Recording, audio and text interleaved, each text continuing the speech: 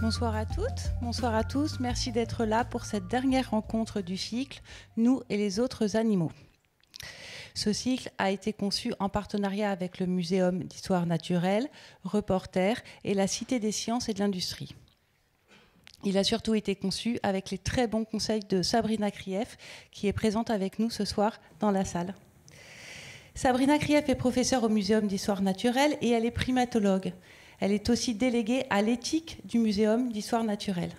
Cette question de l'éthique a été assez présente dans les 2 dernières tables rondes et aura particulièrement sa place ce soir. En effet, nous avons débuté ce cycle avec les animaux domestiques, les partenariats que nous nouons ensemble au bénéfice de la santé humaine et en se posant la question du respect que nous leur devons. Lundi dernier, le potentiel des animaux sauvages était sur le devant de la scène. Nos invités ont montré que la nature déborde de solutions dont nous nous inspirons dans des domaines divers, la santé, les techniques, etc.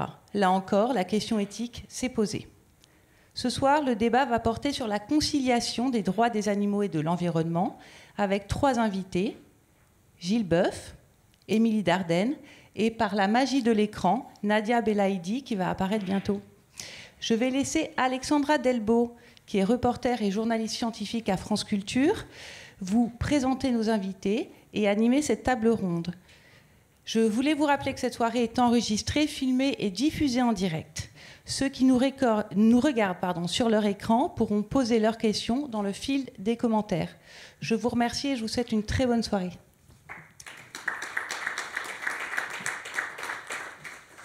Merci d'être là et merci d'être là à travers les écrans aussi. Durant cette séance, nous allons donc nous attacher à nous réconcilier, car nous nous sommes éloignés. Cette nouvelle ère qu'est l'Anthropocène n'a fait que nous séparer encore davantage du reste des espèces et de l'environnement, du moins dans nos sociétés occidentales. Partout, on assiste à la destruction des habitats naturels, avec des événements météorologiques et climatiques qui ne vont faire que s'intensifier. C'est notre comportement qu'il faut remettre en cause. Jane Goodall, célèbre primatologue, parle d'arrogance des humains, de la conviction qu'ils ont d'être distincts du royaume du règne animal, alors que nous formons un tout. Et c'est ce tout que nous allons tout simplement tenter de réconcilier ce soir. Comment coexister et cohabiter à nouveau avec les autres animaux et l'environnement? Pourquoi cette réconciliation doit nécessairement passer par un changement de regard sur le monde qui nous entoure? Et quelles sont les solutions concrètes dont on dispose à l'échelle individuelle et collective pour intégrer et préserver la biodiversité? Ce sont les questions qui vont nous occuper maintenant. Et pour y répondre, j'ai donc le plaisir de recevoir nos 3 invités avec un petit tour de table. Gilles Boeuf, à ma gauche, bonjour. Vous êtes professeur émérite à Sorbonne Université, professeur invité au Collège de France et ancien président du Muséum national d'histoire naturelle. À votre gauche, Émilie Dardenne, bonjour. Bonsoir, bonjour. Vous êtes professeur des universités, responsable du diplôme universitaire Animaux et Sociétés de l'Université Rennes 2, membre senior de l'Institut universitaire de France et autrice de Considérer les animaux, une approche zoo et inclusive, parue au PUF en 2023. Et à distance, par donc la magie de la technologie, Nadia Belaïdi, bonsoir. Vous êtes directrice de recherche au CNRS dans le laboratoire d'éco-anthropologie du Muséum national d'histoire naturelle de Paris et de l'Université Paris-Cité, co-autrice du manifeste du Muséum Justice environnementale aux éditions du Muséum et édition Relief, paru aussi en 2023. Concernant le déroulement un petit peu de cette discussion, chacune de nos invités sera d'abord interrogée tour à tour pendant un petit quart d'heure pour justement qu'on puisse poser les jalons de ces voies de réconciliation. S'en suivra ensuite une émulation, une discussion avec vous 3 ensemble sur différents points de vue qui sont complémentaires. Et puis pour terminer, il y aura comme toujours une 20aine de minutes de réponse aux questions qui sera parfaitement incompressible. Donc il y aura bien sûr 20 minutes à la fin et ce ne sera pas sucré. Donc si jamais vous avez des questions, que ce soit sur la toile ou en chair et en os ici, n'hésitez pas à prendre quelques notes et à noter vos interrogations et on y reviendra plus tard. J'aimerais qu'on commence donc cette séance avec vous, Gilles, par un état des lieux de cette cohabitation ou même non-cohabitation. Pendant longtemps, l'être humain a bien dû respecter une sorte de séparation des territoires ou de partage d'espace et de ressources. De quand date cette rupture d'équilibre entre les autres espèces vivantes et l'environnement ? Est-ce qu'il y a une date ? Est-ce qu'on peut dater ? Non, je ne sais pas s'il y en a vraiment une. Je pense que les peuples premiers, dès le départ, inclus dans cette diversité biologique qui les entourait, ont eu ce sens. En fait, si vous voulez bouffer, il faut bien trouver quelque chose à manger. Bon, moi, j'aime pas parler que des animaux. Tout ce qui est vivant m'intéresse. Je m'intéresse autant aux bactéries qu'aux animaux, qu'aux plantes et aux champignons. C'est que dès le départ inclus dans ce système, il fallait d'abord choisir, il fallait goûter tout ce qui existait. Hein. Donc il y avait une dépendance jusqu'à des situations où on vous disait, écoutez, avant, des peuples actuels nous disent, écoutez, je vais demander à la pomme, je peux la mordre avant de la mordre finalement, je vais la goûter. Alors il y a eu bien sûr des choses épouvantables, on mourait, on mangeait des tas de trucs. Et ce respect du vivant, il s'est établi comme ça. Pendant très longtemps, on pense d'ailleurs que, tout à l'heure vous parlez de domestication, le matriarcat était beaucoup plus net au début, parce que quand on se balade dans les grottes préhistoriques, hein, il y a des vulves partout, il y a des statuettes de femmes avec des formes opulentes partout. C'est plus tard que finalement le mâle aurait pris une domination, comme ce qui se passe aujourd'hui. Et ça, pour ça, il aurait fallu passer par le fait que dès qu'ils commencent à élever, ils se rendent compte qu'il faut des mâles pour féconder des femelles. Et alors, bon, on n'y était pas, hein, c'est des idées qu'on a lancées comme ça vaut ce que ça vaut, et qui se rendaient compte qu'au départ, c'est la chèvre, le chien en premier, mais je ne pense pas qu'il mangeait les chiens. Après, ça a été la chèvre, et là, il fallait du sperme, effectivement, pour obtenir. Et là, ils se sont rendus compte, puisqu'en fait, je sors des Jeux Olympiques, là, j'étais le président du comité de transformation écologique des JO. Oui, les femmes, elles courent moins vite, elles sautent moins loin, et puis elles lancent moins loin. Mais c'est tout, hein. Ce qui veut dire que cette domination-là physique a entraîné la situation actuelle. Donc, ça fait partie du système, en fait. Comment le mâle humain considère effectivement la femelle, la femme. Hein. Et c'est vrai qu'aujourd'hui, ça me surprend énormément, parce que le respect avec les animaux n'existe pas, mais avec les femmes non plus. Hein. Et ça ne s'arrange pas du tout en ce moment quand on voit ce qui se passe. Et qui on est capable d'élire, hein, avec des voyous qui sont misogynes comme c'est pas possible. Quoi. On va revenir sur ces questions de domination, justement. Donc, si je reviens à la relation à l'animal et au vivant en général, c'était une intégration. Mais dès le départ, il ne faut pas croire que ça a toujours été comme ça. Quand on regarde les peuples du Pacifique, auxquels on s'intéresse beaucoup, on voit des mildies dans le Pacifique où l'humain est allé. Les traces d'activité humaine, ils ne sont plus là. Donc ils ont tout détruit, puis ils sont partis. Maintenant, les peuples dits premiers sont effectivement plus respectueux. Quand on a fait le rapport d'IPBES, donc c'était en 2019, récent, on montre que le vivant s'effondre de partout, mais moins dans les territoires gérés par des populations autochtones. Ça m'a beaucoup plu, hein, quand on voit effectivement, on discute avec pas mal d'anthropologues, d'ethnologues, quand on relit Lévi-Strauss, quand il parle effectivement de cette idée d'image de la superstition primitive, en fait, bien souvent, c'est une harmonie avec le milieu. Donc quand est-ce qu'on a été capable d'imaginer ça, et comment l'homme moderne, quand je dis l'humain actuel moderne, s'est coupé de ceci? Alors on me dit, ouais, mais ça vient en fait des citadins et des ruraux. Non. Moi j'enseigne, je suis professeur dans les écoles aussi d'agronomie. Je peux vous assurer que quand je vais dans un petit village, dans un CFA agricole à La Réole, près de Toulouse, et que j'ai des gamins de 20 ans, eh bien, ils ne connaissent pas mieux le nom des papillons de leur champ, leurs oiseaux de leur champ aujourd'hui, comparativement aux citadins. Il fut une époque, je pense, que ma génération, mes gamins, fils de paysans, connaissaient le nom des oiseaux. Ils les écoutaient. Ils connaissaient leur chant. Il y a quelques chasseurs aujourd'hui qui sont encore aussi bons pour faire ça. Que mes copains naturalistes, ça les énerve un petit peu, mais ils sont bons. Donc c'est vraiment une relation générale de l'humain qui s'est séparé. Parce qu'aujourd'hui, c'est la façon de tout ce qui est marchand, quoi. On va acheter une denrée au supermarché, on ne sait pas du tout d'où elle vient. Et quand je discutais récemment avec ces associations à Paris qui aident des gens à produire de l'alimentation sur les toits de Paris, c'est génial, hein, un petit garçon qui dit les radis, ça ne pousse pas en botte. Et puis, d'où vient le sel? Vous vous rendez compte, le sel, l'océan, je ne sais pas d'où ça vient. Donc, il y a eu une déconnexion à un moment. Je pense que c'est récent, hein, mais ça a dû démarrer à la fin du Moyen-Âge, parce que l'humain ne s'est pas rendu compte qu'on ne mange que du vivant et de la biodiversité. Hein. On ne peut pas manger autre chose. On ne mange pas un cristal de quartz. Hein.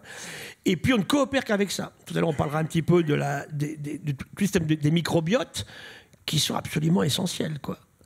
Et pour terminer sur cette question-là, il faut rabattre le caquet de l'humain, lui mettre de la glace sur la tête, vous avez la même glande thyroïde qu'une anguille. Que ça vous plaise ou pas, c'est comme ça. Voilà. Ça veut dire que ça, c'est intéressant quand même. Hein. Ah bon, des copains médecins, ça a une glande thyroïde, l'anguille, donc il faut tout refaire l'enseignement depuis le début. Hein.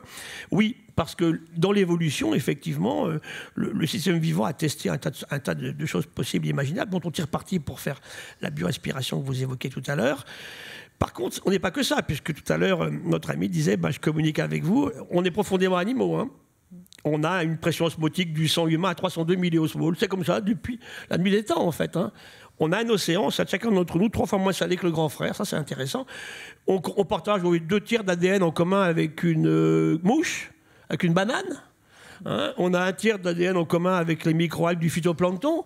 Peut-être que ça sert à quelque chose. Donc cette relation au vivant, elle a été perdue, et j'aimais bien tout à l'heure ce qui a été dit, avec l'arrogance des humains qui ont cru à un moment qu'ils pouvaient s'en détacher. Et je terminerai en disant que sur un critère actuel tellement important qu'est la température, dans le changement climatique, tout le monde imagine que l'humain est sorti des réalités écologiques. Moi, je peux vous dire, je travaille beaucoup là-dessus, hein, je suis endocrinologue et physiologiste. La température a un effet fantastique sur l'humain. On a pris tous les records du monde du marathon. Le marathon, tout le monde aime. Les records du monde, ils ne se battent pas à moins 40 au marathon d'épaule, ni au marathon des sables à plus 40. Quoi.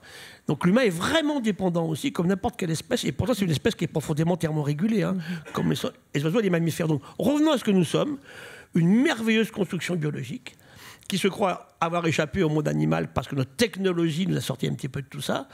Mais en fait, je terminerai que pour moi, ça a commencé avec l'arme de jet. Pour très longtemps, le seul outil des préhistoriques, il y a 3 millions d'années à 50 000 ans, c'est un caillou taillé, un biface. Avec ça, ça implique le corps à corps. Je ne peux pas tuer à distance. Hein.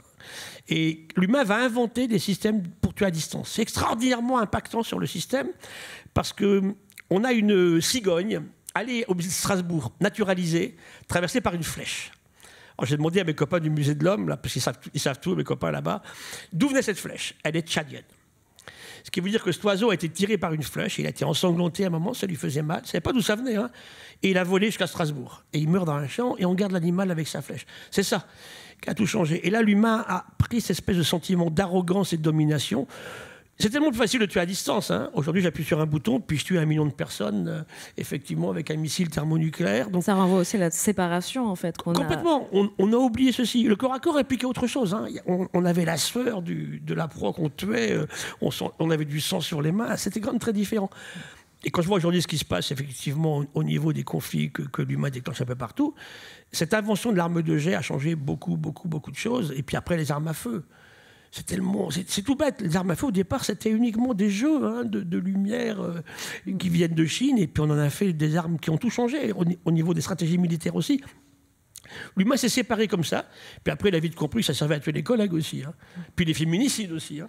Tant qu'on y est, puisqu'on parle des interactions entre les garçons et les filles. Donc pour moi, c'est ça. C'est la naissance de la croyance par l'humain qu'il n'est plus animal et qu'il a oublié qu'il était vivant. Et la particularité de l'humain, si on continue justement sur peut-être les menaces qui pèsent sur cet équilibre environnement-animaux, c'est là où on a notre différence par rapport aux autres animaux, c'est que justement nous, on a une implication et des menaces qui sont très fortes. La destruction directe des habitats, je l'ai mentionné, mais la pollution, la surexploitation des ressources, l'explosion démographique, les enjeux économiques en fait liés aux animaux et aux environnements et à l'environnement. La nature savait faire ça, par exemple sur une grande explosion volcanique. Tout était détruit en quelques heures, par exemple. Hein. Et elles ont joué des rôles, on sait très bien.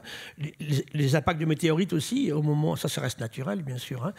Mais ce que l'humain déclenche aujourd'hui, c'est sur la résultante d'une longue évolution et d'une technologie qu'il a mise au point et qui lui sert effectivement à détruire sans réfléchir à ce qui se passe autour de. Tout à l'heure, j'étais à la Terre au Carré, là, cet après-midi, sur la disparition de l'anguille. Je parlais d'anguille. Animal le plus banal qui soit. Quel gamin ou petite fille de la rue n'a pas un jour pêché une anguille? Espèce ultra abondante, elle est en train de disparaître dans l'indifférence générale pour toutes les causes que vous imaginez. On a parlé de pollution, destruction des habitats, barrages partout, surpêche, maladies entraînées par les activités humaines. Et c'est là que finalement, il faut peut-être qu'on s'arrête et qu'on réfléchisse, quoi. Parce que je crois que si l'humain n'est pas capable... J'aime beaucoup Edgar Morin, on travaille beaucoup. Edgar disait au président Macron, il y a quelques semaines encore, hein, il a eu 103 ans, Edgar, le 18 juillet récent. Là. Il disait chaque fois que l'humain revient à la barbarie, ce sont les femmes qui trinquent en premier avec les enfants. Il disait aussi, finalement, le problème n'est pas notre frénésie technologique ou scientifique, il est l'usage que l'on en fait. Et c'est là que l'évolution du cerveau humain n'est pas en relation avec ce qu'on est capable de déclencher autour de nous, quoi. Et un autre exemple justement de cette rupture d'équilibre dont vous avez déjà parlé de nombreuses fois auparavant, c'est la pandémie de Covid-19. C'est un autre exemple justement. Quel est le lien justement entre cette crise sanitaire et la biodiversité sous pression? C'était un superbe exemple pour moi. D'ailleurs, j'écris en avril 2020, donc vraiment au début, notre ennemi n'est pas le virus, notre ennemi est nous-mêmes. Parce qu'on a écrit des tas de conneries sur le coronavirus. C'est un virus de chauve-souris, on le connaît bien depuis longtemps. Quand on est dans les grottes du Laos, du Vietnam, un coronavirus de chauve-souris. D'ailleurs, on a trouvé 400 virus, donc oui, c'est pas terminé, hein. D'autres vont venir. Mais qu'est-ce qu'ils ont fait? Ils ont ramené des chauves-souris, soit sur des marchés, comme c'était le cas du SRAS en 2003, soit dans un laboratoire. Alors là, du coup, il s'est passé un événement. L'homme n'a pas créé le virus, il a créé les conditions du saut d'espèce, du passage du virus de la chauve-souris à l'humain. Puis ensuite, alors ça c'est effroyable, hein, la dissémination à vitesse incroyable. Rappelez-vous ce vol du 20 janvier 2020, Wuhan-Milano, ça explose à Milan, et puis ça démarre en Europe de l'Ouest, en Amérique du Nord et du Sud. Donc pour moi, ce qui est génial là-dedans, c'est pour nous rabattre encore le caquet. Nous avons 22 milligènes tous ici. Là. On se trouve géniaux, on est beau, on est intelligent, on sait faire plein de trucs, oui. Le virus, il en a 15. Avec 15 petits gènes, il nous a quand même sacrément empoisonné l'existence, finalement. Donc ça devrait diminuer, effectivement, notre capacité à imaginer qu'on puisse tout gérer. Et le virus, il n'a pas tué n'importe qui. Bon, il a tué, effectivement. On a écrit dans le papier en avril, on va perdre nos grands-pères et nos grands-mères. C'est ce qui s'est passé. On va arriver à près 7 millions de morts au niveau global. Il n'est pas si méchant que ça. En gros, il leur a tué une personne sur 100 contaminée. C'est pas Ebola, hein. L'Ebola, quand on parle avec Sabrina, il nous tue 80% de nos gorilles dans une réserve du Gabon il y a quelques années, hein. Mais c'est vrai que la réaction face à ce virus, qui est venu d'Asie et qui a contaminé pratiquement tout le monde, comment est-ce que l'humain a réagi? Alors on a essayé de faire ce même vaccin, on en a beaucoup parlé, on était anti-vax, on était pro-vax. Le virus, comment on se défendait? Un président de la République dit quand même le 20 mars 2020, le masque ne sert à rien parce qu'on n'en avait pas. Le masque est un excellent système pour éviter que vous ne contaminiez d'autres personnes, que vous êtes contaminé. Puis après, vous avez des gens qui vous disent la chloroquine marche alors qu'elle ne marchait pas du tout. Moi j'avais dit un jour à Raoult, vous savez ce qu'a sauvé les Marseillais? Le Mistral.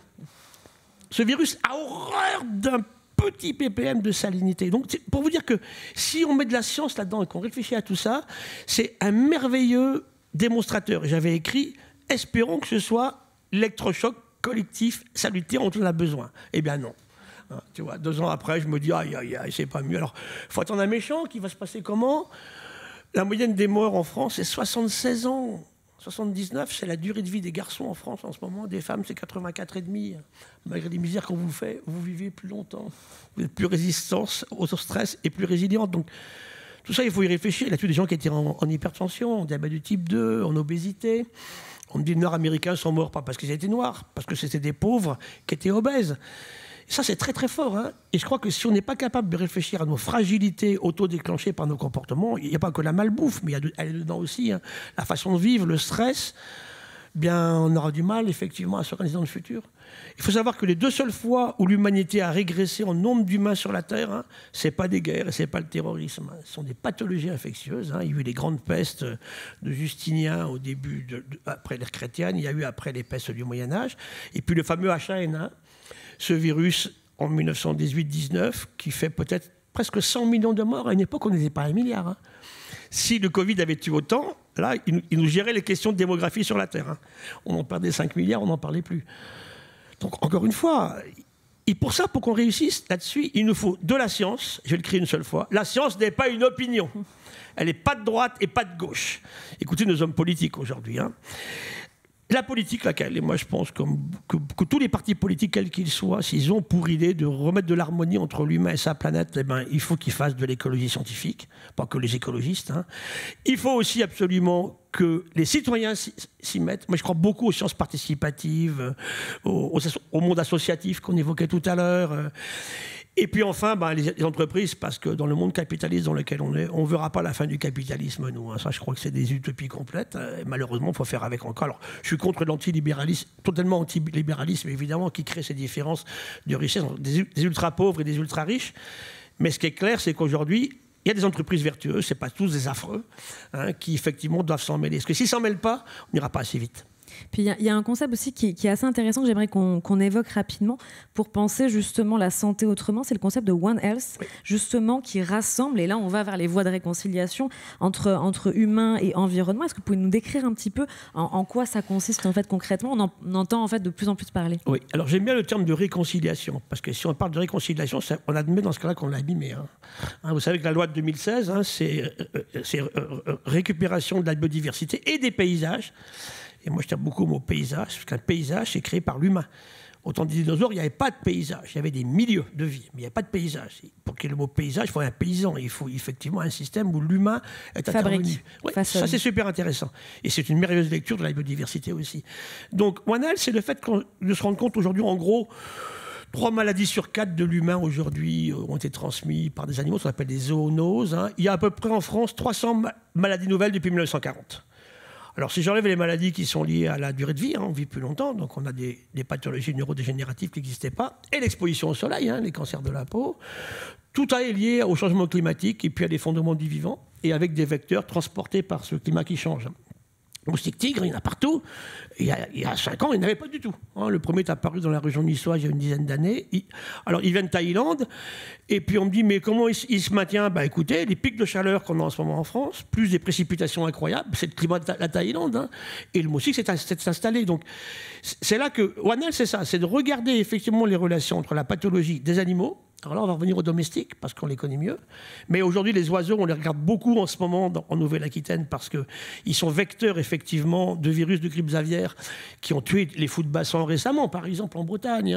Il n'y a pas que les canards et les poulets. Et qui induisent aussi le fait de tuer énormément d'élevages. On pourrait venir aussi aux conséquences, en fait, indirectes. Complètement. Donc, il y a une transmission... Parce que les gens font tout et n'importe quoi. Moi, je vois en ce moment sur les scolites des petits coléoptères de la forêt landaise qu'il n'y a pas que les animaux, il y a les plantes aussi. Aujourd'hui, on découvre à peu près 4 nouvelles espèces par an en France, puisque tout est mélangé, fait dans tous les sens. Donc, ils viennent des plantes, ils viennent des animaux.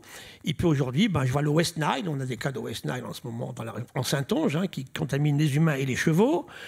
On prévoit ça avec un petit peu d'avance. Donc, le One Health, c'est fait de regarder l'état actuel des pathologies des animaux, des plantes, bien sûr, évidemment, le mildiou de la vigne, par exemple, ou les scolites de la forêt landaise, et puis aussi de l'environnement en général. Et parmi les dramatiques problèmes de One Health, il y a l'antibiorésistance, par exemple. Aujourd'hui, on crible en ce moment des souches de tout type d'animaux, des mollusques, des crustacés, des poissons, et puis aussi des plantes et des animaux, des plantes et des invertébrés, de Biarritz à la Vendée. Eh bien, si vous imaginez le nombre de gènes qu'on trouve qui codent des protéines d'antibiorésistance, c'est effrayant. Les antibiotiques sont une merveilleuse invention de l'humain. Ça a sauvé des millions de vies humaines. Et ça vient du vivant aussi, les champignons. Et ça a amélioré l'espérance de vie. Complètement, de la pénicilline. Mais aujourd'hui, mal utilisée ou trop utilisée, on ne traite pas le coronavirus 19 avec un antibiotique. Et là, les gens qui utilisent ces produits-là, les médecins en ont trop mis, les vétérinaires aussi, d'ailleurs, ont joué un rôle là-dessus. Et les patients qui voulaient aussi absolument avoir un traitement. On va dire que tout le monde est un peu responsable. L'antibiotique, c'est pas automatique. C'est de 2002, cette maxime-là. Et aujourd'hui, on a des cas dramatiques, en fait, de pathologies qu'on ne sait plus traiter. Donc, chercher des molécules de plus en plus difficiles à trouver, de plus en plus onéreuses. Mettre au point un traitement antibiotique à 1 million d'euros le traitement, ça ne sert à rien. Avec qui on va traiter avec ça, en fait, ça va être utilisé par des super riches. Non, il faut revenir à des choses beaucoup plus simples, comprendre comment les micro-organismes, qui sont aussi bien vivants, un virus, il évolue 4000 fois plus vite que nous. Il faut en tenir compte. Une bactérie, elle va se diviser une fois tous les 4 heures. C'est ça qu'il faut qu'on regarde aujourd'hui. Et comment le vivant s'est adapté aux pratiques humaines. Sur le coronavirus, on a beaucoup suivi, nous, la présence du virus dans les eaux usées à Limoges. C'est magnifique. On trouvait le virus, clac, la rue à côté, la semaine suivante, déclenchait un cluster de coronavirus 19. Donc, on devrait en tirer parti. Mais je pense qu'on n'a pas suffisamment fait l'effort. Puis surtout, on est reparti de la même façon, Et les trois gros défauts de l'humain, c'est d'abord imprévoyance. Il faut des trucs sans réfléchir. Culture de l'impact à développer. Arrogance. Surtout comme masculine. Le problème des femmes, c'est qu'elles sont amoureuses de mecs arrogants, donc c'est pas terrible, tu vois. Faut qu'on se batte là-dessus. Et le troisième, c'est la cupidité, bien évidemment. Et ça, c'est les 3 raisons pour moi de l'humanité aujourd'hui qui expliquent cet effondrement du vivant qu'on a créé autour de nous. On va continuer dans cette conversation maintenant qu'on a fait un état des lieux de cette non-cohabitation. J'aimerais qu'on investigue plus en détail les relations anthropozoologiques avec vous, Émilie. Justement, avant de réconcilier ces relations, j'aimerais qu'on puisse reposer peut-être quelques notions sur ce qu'elles sont. On a parlé un petit peu de domestication. On sait que la domestication, c'est une relation. L'élevage, c'est une autre relation. Est-ce qu'il y a d'autres relations? Est-ce que vous pouvez nous faire un petit panorama de ce qui existe en termes de relations anthropozoologiques et pourquoi c'est important? Dans les relations anthropozoologiques, si on regarde la biomasse des animaux sur Terre, il y a beaucoup d'animaux avec qui on n'a pas de relation directe, parce que la plus grande biomasse, c'est les arthropodes, après les poissons. Donc quand on parle des animaux, souvent, on se représente plutôt des animaux domestiques, mais en fait, ce sont des animaux sauvages, et plutôt des petits animaux, en fait. Et les mammifères sauvages sont une toute petite proportion de la biomasse. Donc, en termes de relations, il y a la domestication, les animaux d'élevage, qui ne sont pas uniquement des animaux terrestres, on pense à eux, mais il y a aussi, en fait, les animaux les plus élevés et les plus tués pour l'humain, c'est les crevettes. Ça se compte en dizaines de milliers de milliards. Ça dépasse complètement l'entendement. Après, c'est les poissons. Et puis viennent les animaux terrestres, d'abord les oiseaux, et ensuite les autres, les mammifères. Voilà, donc c'est quand même une grosse part de nos relations. C'est les animaux qu'on a domestiqués et qu'on a ensuite élevés selon différents modèles. Il y a les animaux de compagnie, bien sûr. On en parle beaucoup parce que ce sont des animaux qui sont un petit peu en dehors des pressions politiques des lobbies. Donc c'est plus facile de parler des animaux de compagnie et de légiférer sur les animaux de compagnie. Je pense à la loi contre la maltraitance animale de 2021. Il y a une forme d'empathie peut-être, c'est ça? Il y a une forme d'empathie, et puis comme ça concerne moins, comme le disait Gilles, il y a des questions d'enjeux économiques. Ouais. D'enjeux économiques, il y a moins de problèmes de ce côté-là. On peut plus facilement penser à eux et légiférer autour d'eux. Pourtant, ils ne sont pas forcément biologiquement et au niveau de leur niveau de conscience plus avancés que les animaux qu'on élève dans les élevages pour se nourrir de leur chair. En termes de relations, on voit une forme aussi d'invisibilisation parce qu'on n'aurait pas cité intuitivement, si on avait dû faire une liste en fait des animaux dont on est le plus proche, on n'aurait jamais mis la crevette. Pourtant, moi-même je l'ai découvert récemment. Enfin, je pensais beaucoup aux poissons, les huîtres. Je ne sais même pas en fait ce que ça représente en nombre d'individus. C'est certainement immense. Il y a une distinction aussi peut-être entre animaux sauvages et animaux d'élevage ou domestiques. On a vu l'éléphant tout à l'heure sur l'affiche. C'est quelque chose, c'est une espèce qu'on pourrait tous et tous en fait reconnaître, ce qui n'est pas le cas en fait finalement d'autres espèces pour lesquelles on a une menace ou on a une pression en fait beaucoup plus forte. Ouais.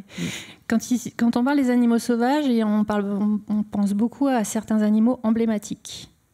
Et ça, c'est, je pense, on a besoin d'éducation sur qu'est-ce que c'est un animal sauvage.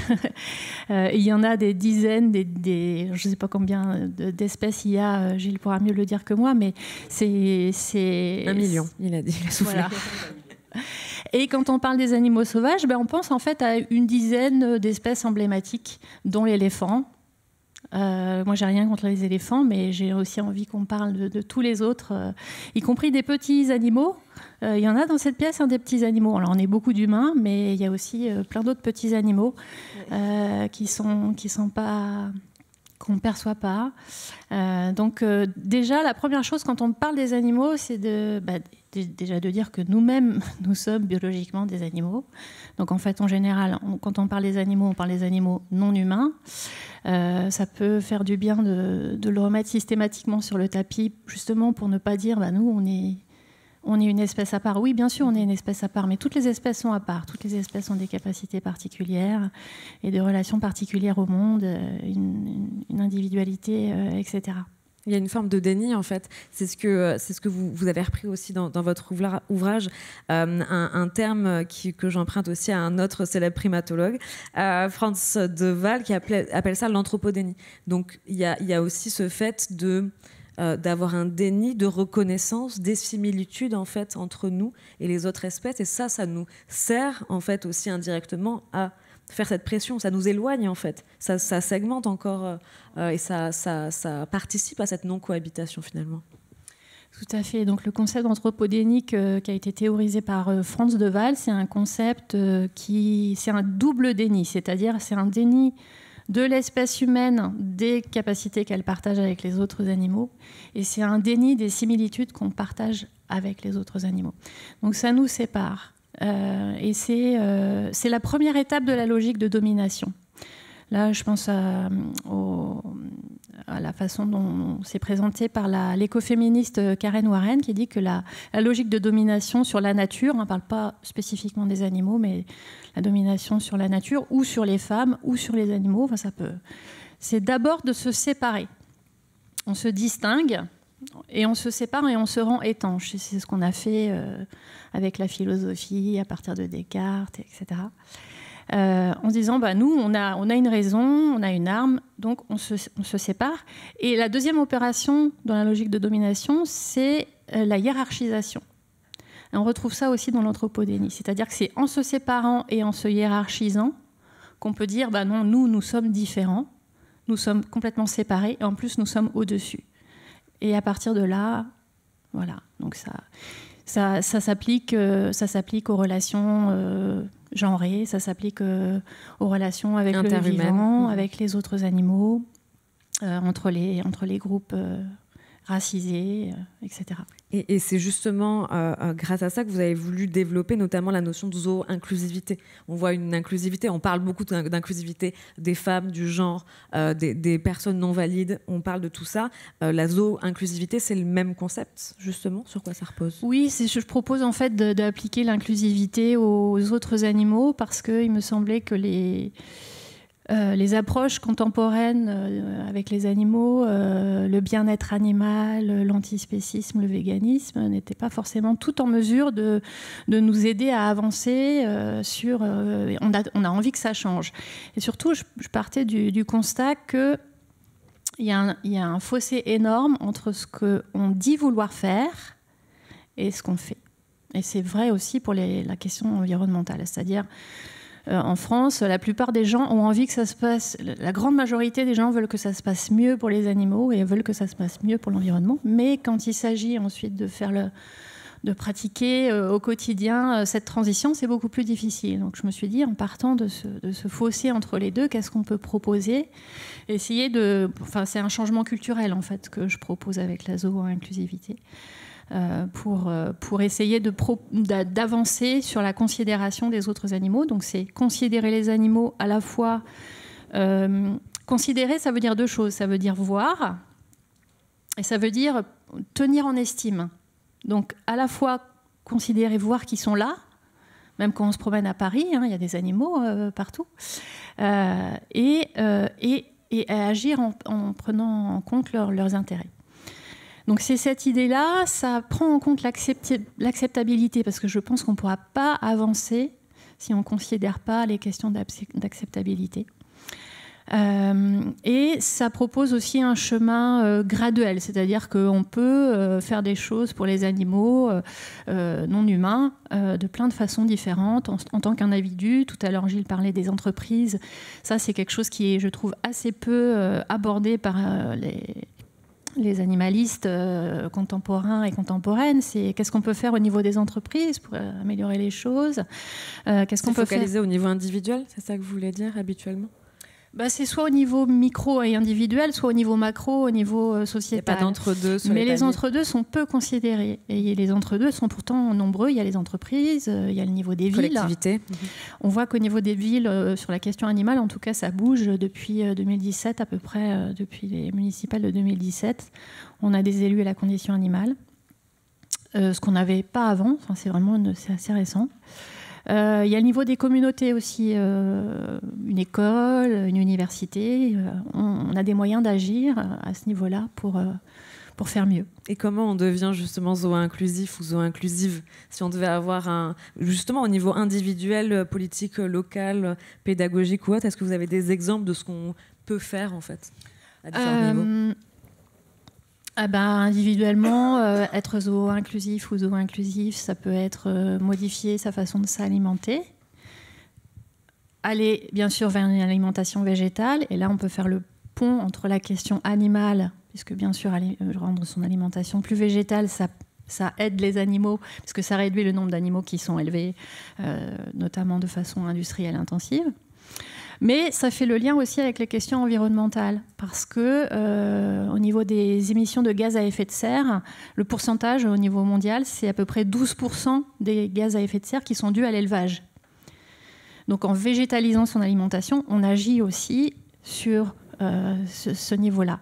Et je crois que dans les 3 grandes crises actuelles, qui sont la crise du climat, la crise de la biodiversité et la crise des ressources, tout ça, ça a beaucoup à voir avec les animaux. Puisque la crise du climat, donc importance de l'élevage, crise de la biodiversité, on en a parlé un petit peu tout à l'heure, mais il y a aussi des problèmes qui sont liés à ça, et crise des ressources également.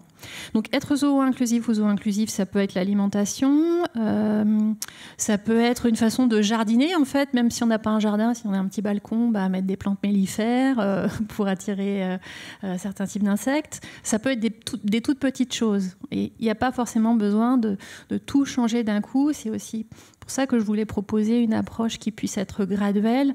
C'est-à-dire que je pense que les approches du tout ou rien, mais de la même façon au niveau environnemental, ça peut être impressionnant. Et on voit bien que les sciences sociales ont montré qu'il y avait plein d'obstacles, en fait, malgré des niveaux d'acceptabilité élevés. Les obstacles, par exemple, les effets de pression de pair, c'est-à-dire quand on est dans un groupe qui se comporte d'une façon, on va avoir du mal à se comporter différemment, même si nos valeurs nous engagent à nous comporter différemment, on va avoir tendance à faire comme font les gens autour de nous. Donc ma proposition, c'est d'essayer de fournir des outils pour avancer petit à petit et dire si on peut quand même avancer, même si on n'est pas prêt ou pas prête à faire le grand saut. Et un autre concept que vous développez aussi, qui fait un petit peu écho à One Health, c'est One Violence. Vous avez commencé à en parler en fait un petit peu tout à l'heure. C'est ce lien fort qu'il y a entre les actions qu'on a entre humains, interhumaines, et les relations envers les animaux. Si on a de la violence en fait entre nous, c'est la même en fait que celle envers les animaux. Il y a une espèce de constat en fait de notre rapport aux animaux dit quelque chose de nous et inversement, c'est ça ? Alors, c'est pas moi qui développe. Vous en parlez dans l'ouvrage, ouais. Pour illustrer le fait que, effectivement, quand il y a de la violence, j'en parle dans le livre quand je parle de la question de l'éducation, qui est évidemment une question cruciale.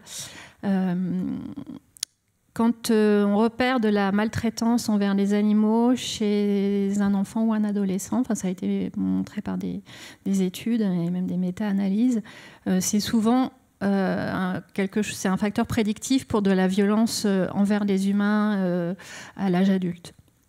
Donc des violences même très graves envers des animaux violés, battus, asphyxiés. Ça peut être prédictif de violences contre les femmes, contre les personnes âgées, donc contre des congénères humains. Donc de la même manière qu'on envisage de plus en plus la santé comme de façon globale, One Health, les animaux, le vivant, les humains, on considère aussi que la violence, il y a des imbrications de la violence. Et d'ailleurs, pour en revenir à la question animale, le fait d'animaliser d'autres groupes humains, c'est souvent une première étape vers un anéantissement ou une volonté d'anéantissement de l'autre. On le voit sur des questions très contemporaines, par exemple, au moment de l'attaque après le 7 octobre, le ministre de l'Intérieur israélien a dit nous allons attaquer ces animaux humains. Et bon, ça renvoie à une hiérarchisation, justement. Voilà, le fait d'animaliser, en fait, c'est la première étape pour réduire un autre groupe à un niveau inférieur, à un niveau qu'on peut donc, à qui on peut tout faire. On reviendra sur ces questions d'oppression et de surexploitation de la nature. On va passer à vous, Nadia, si vous nous entendez de loin. Oui. On va entrer pleinement. Ah super. On va entrer pleinement sur le terrain du droit en fait avec vous et de la justice. J'aimerais justement qu'on puisse parler de justice environnementale parce que cette question de l'inclusivité fait écho aussi à un concept que vous avez développé dans le manifeste, qui est celui de la justice sociale environnementale. Donc là aussi, il y a une alliance, il y a une réconciliation un petit peu entre les deux. Finalement, justice environnementale et lutte contre les inégalités, il y a quelque chose de commun. Et l'un ne va pas sans l'autre, c'est ça? Oui, alors effectivement, la justice sociale environnementale, c'est un des éléments de la justice environnementale, enfin, tel que j'ai eu la chance que mes collègues du manifeste soient d'accord avec cette idée, qui, en fait, pour reprendre les choses au départ, cette justice environnementale, souvent elle est présentée du point de vue humain comme une question de redistribution et de partage des avantages environnementaux parmi les humains.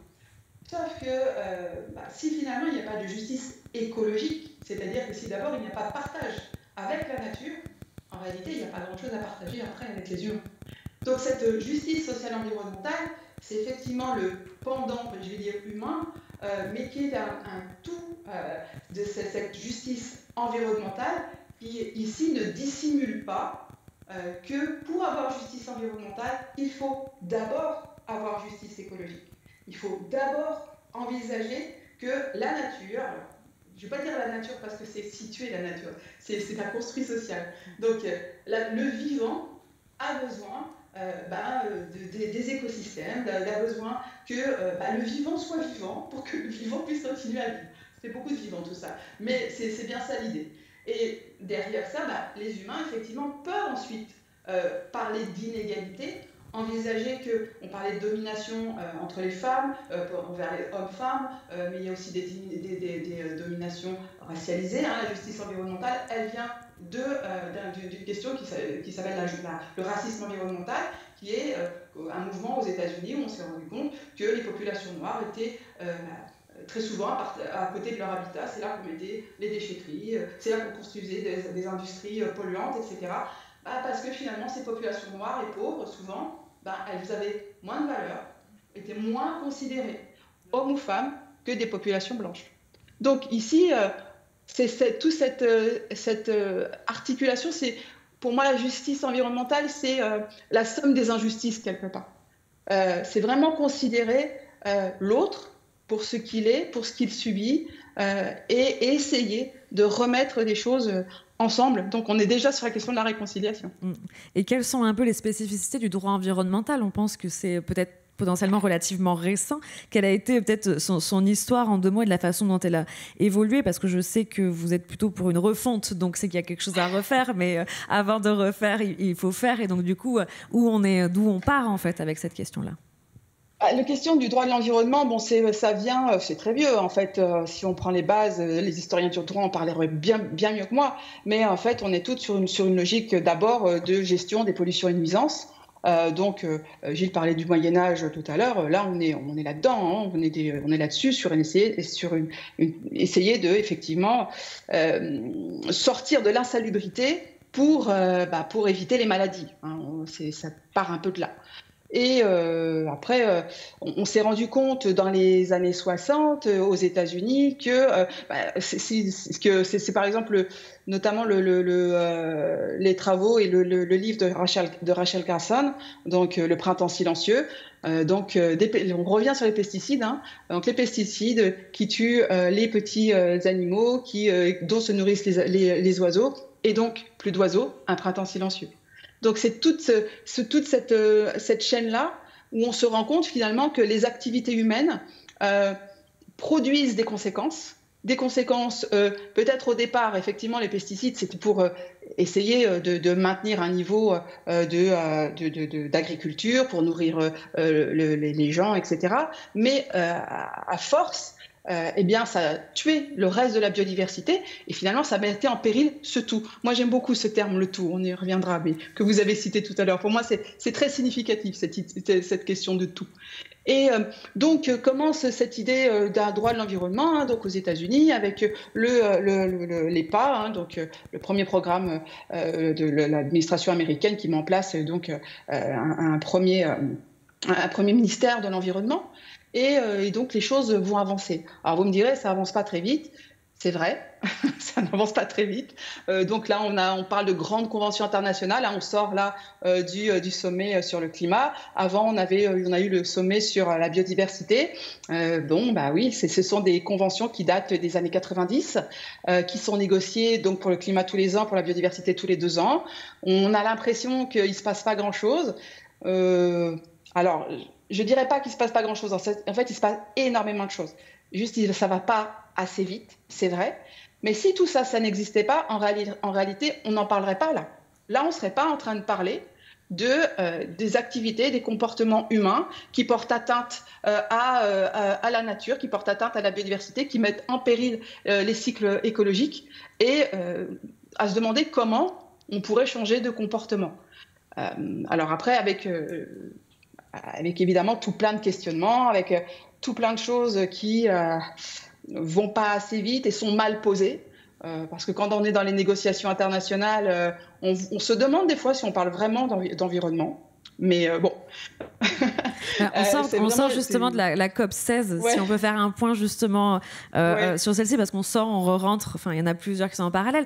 Moi j'ai lu partout que c'était un bilan plutôt mitigé, vous avez l'air un petit peu moins dans cet avis-là. J'aimerais bien avoir justement votre avis des conclusions qu'on peut tirer ou qu'on ne peut pas encore tirer en fait, par exemple, de cette dernière COP 16 sur la biodiversité. Non. Sur la COP 16, il y a eu des choses qui ont été très bien. Par exemple sur le marin, il y a eu des avancées certaines. Et des choses vraiment intéressantes sur les espèces invasives aussi. Il y a eu vraiment des choses très importantes qui ont été faites. Alors, ce qui pêche toujours, c'est les financements, évidemment. Hein, c'est les sous. C'est toujours ça le problème. Donc ça, d'ailleurs, il y a une COP 16.2 qui va avoir lieu là à qui Rome, a commencé, ouais. Et à Rome bientôt, là, qui commence, pour en fait régler les questions des financements, puisqu'en fait les États évidemment ne veulent pas rajouter de l'argent sur des fonds qui sont déjà importants. Bon, là on rentrerait dans des choses un peu techniques, donc je ne vais pas rentrer là-dedans. Mais par contre, il y a des avancées malgré tout. Il y a des choses qui sont importantes. Pour moi, qui travaille notamment et beaucoup sur les questions des droits des peuples autochtones, tout en étant, c'est une gageure, hein, point focal France pour la question des droits et des savoirs des peuples autochtones. C'est pas évident d'expliquer au gouvernement français l'importance de la prise en compte de ces populations en tant que telles. Hein. Bon, mais pour voir ça de l'intérieur, il y a quand même une avancée et qui est due aux peuples eux-mêmes. C'est-à-dire qu'on est sur des questions où les peuples autochtones et les communautés locales ont joué le jeu. Elles sont rentrées en fait dans le système, par exemple de la COP16, de la protection de la convention de la biodiversité, en amenant leur savoir, leur regard, leur rapport au monde, qui depuis maintenant plus de 25 ans et ils font partie en fait du processus de négociation. Ils en font partie sans être membres. C'est très particulier comme statut. Hein. C'est-à-dire qu'ils ne sont pas partis puisqu'ils ne sont pas des États.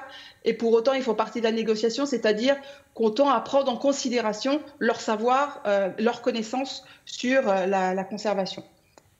Et en même temps, c'est un peu un jeu de dupes aussi, un peu quand même. Mais là où ils sont très malins, c'est qu'ils ont su comprendre comment fonctionnait ce système de droit, de production du droit international de l'environnement. Ils ont su s'insérer dans ce système-là et attendre. Et là, aujourd'hui, il y a eu c'est une victoire, hein, c'est quelque chose d'extrêmement important. C'est-à-dire que jusqu'à maintenant, on avait simplement un groupe de travail sur ce qu'on appelle l'article 8J, les dispositions connexes, c'est-à-dire sur les connaissances traditionnelles et les droits sur le territoire.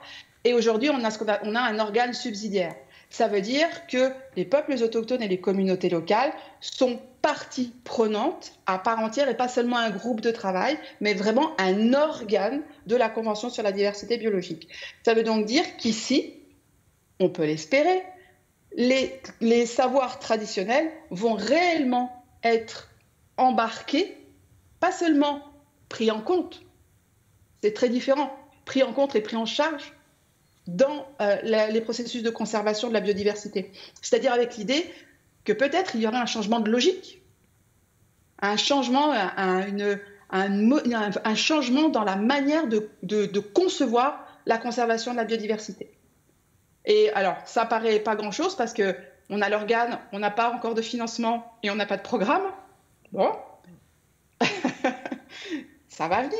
C'est à espérer, en tout cas, c'est à l'ordre du jour de la prochaine réunion qui aura lieu à Bangkok au mois de octobre.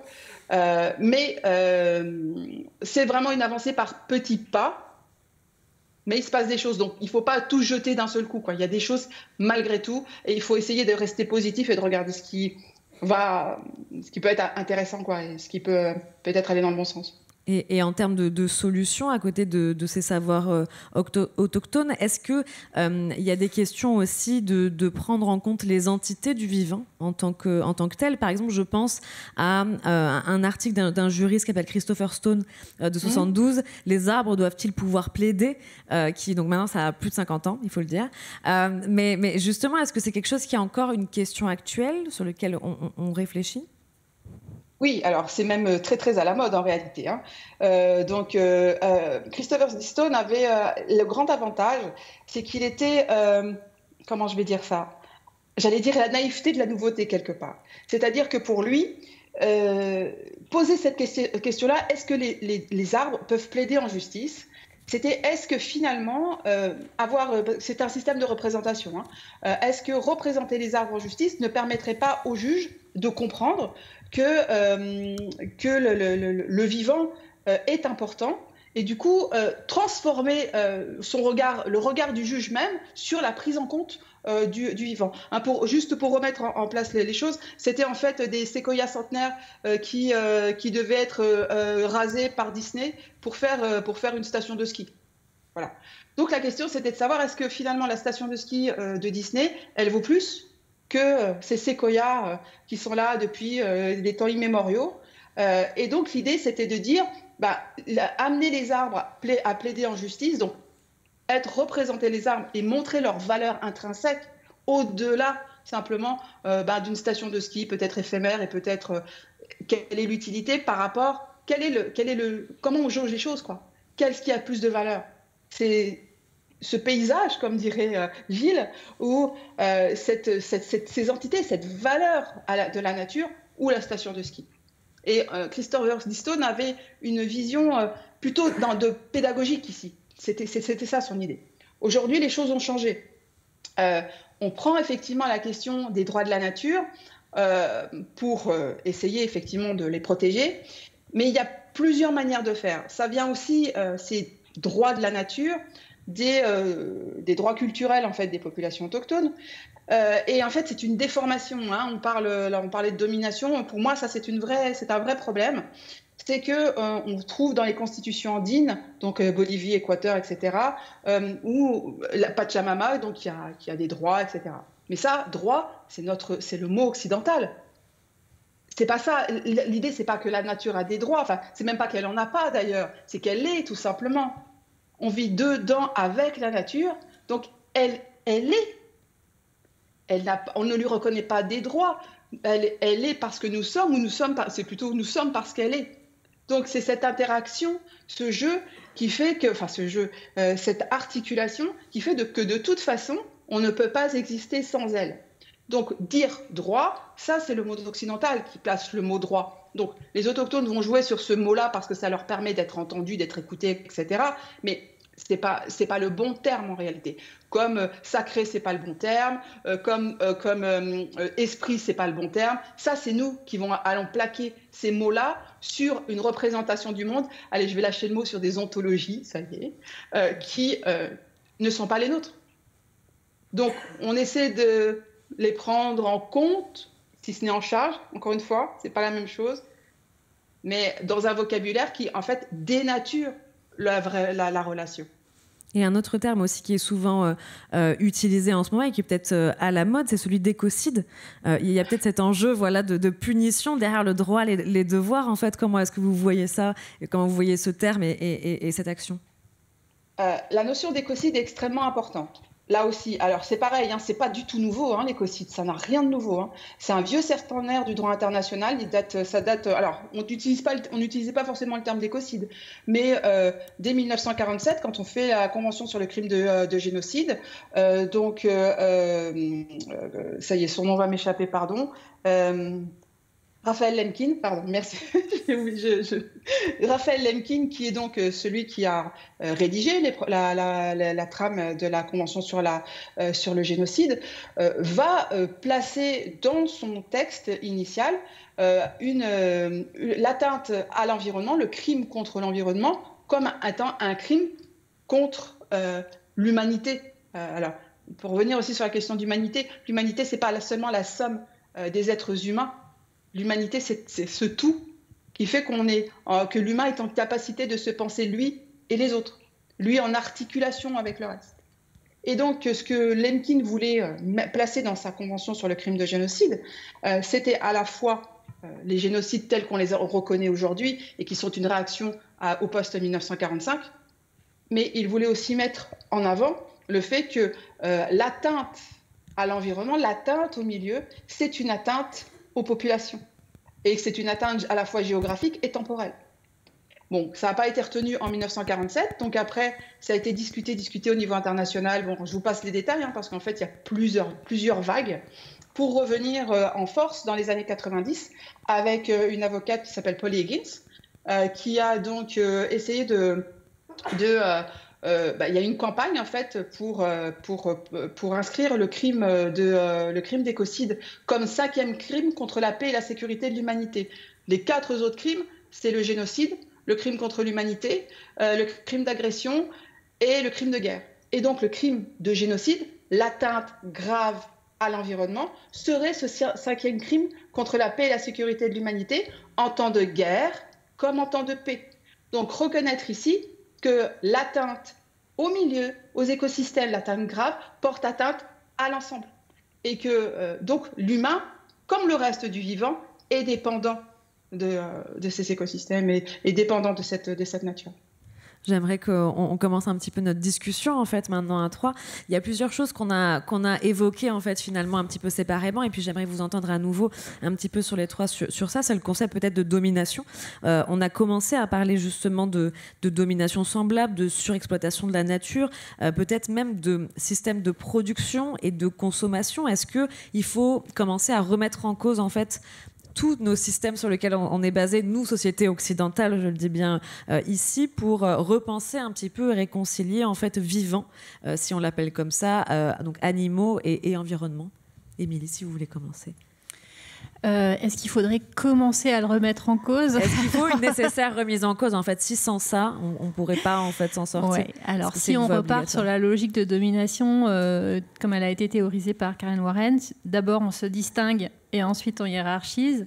On parle de réintégrer l'humain dans la nature. Et effectivement, je suis d'accord avec Nadia sur le fait que la nature est un construit social, donc à utiliser avec beaucoup de pincettes. Vivant, on a dit qu'on mettait vivant. Alors partout, moi, j'ai un problème avec le terme de vivant aussi, parce que du point de vue des études animales, qui est mon point de vue, ça pose un problème d'indistinction.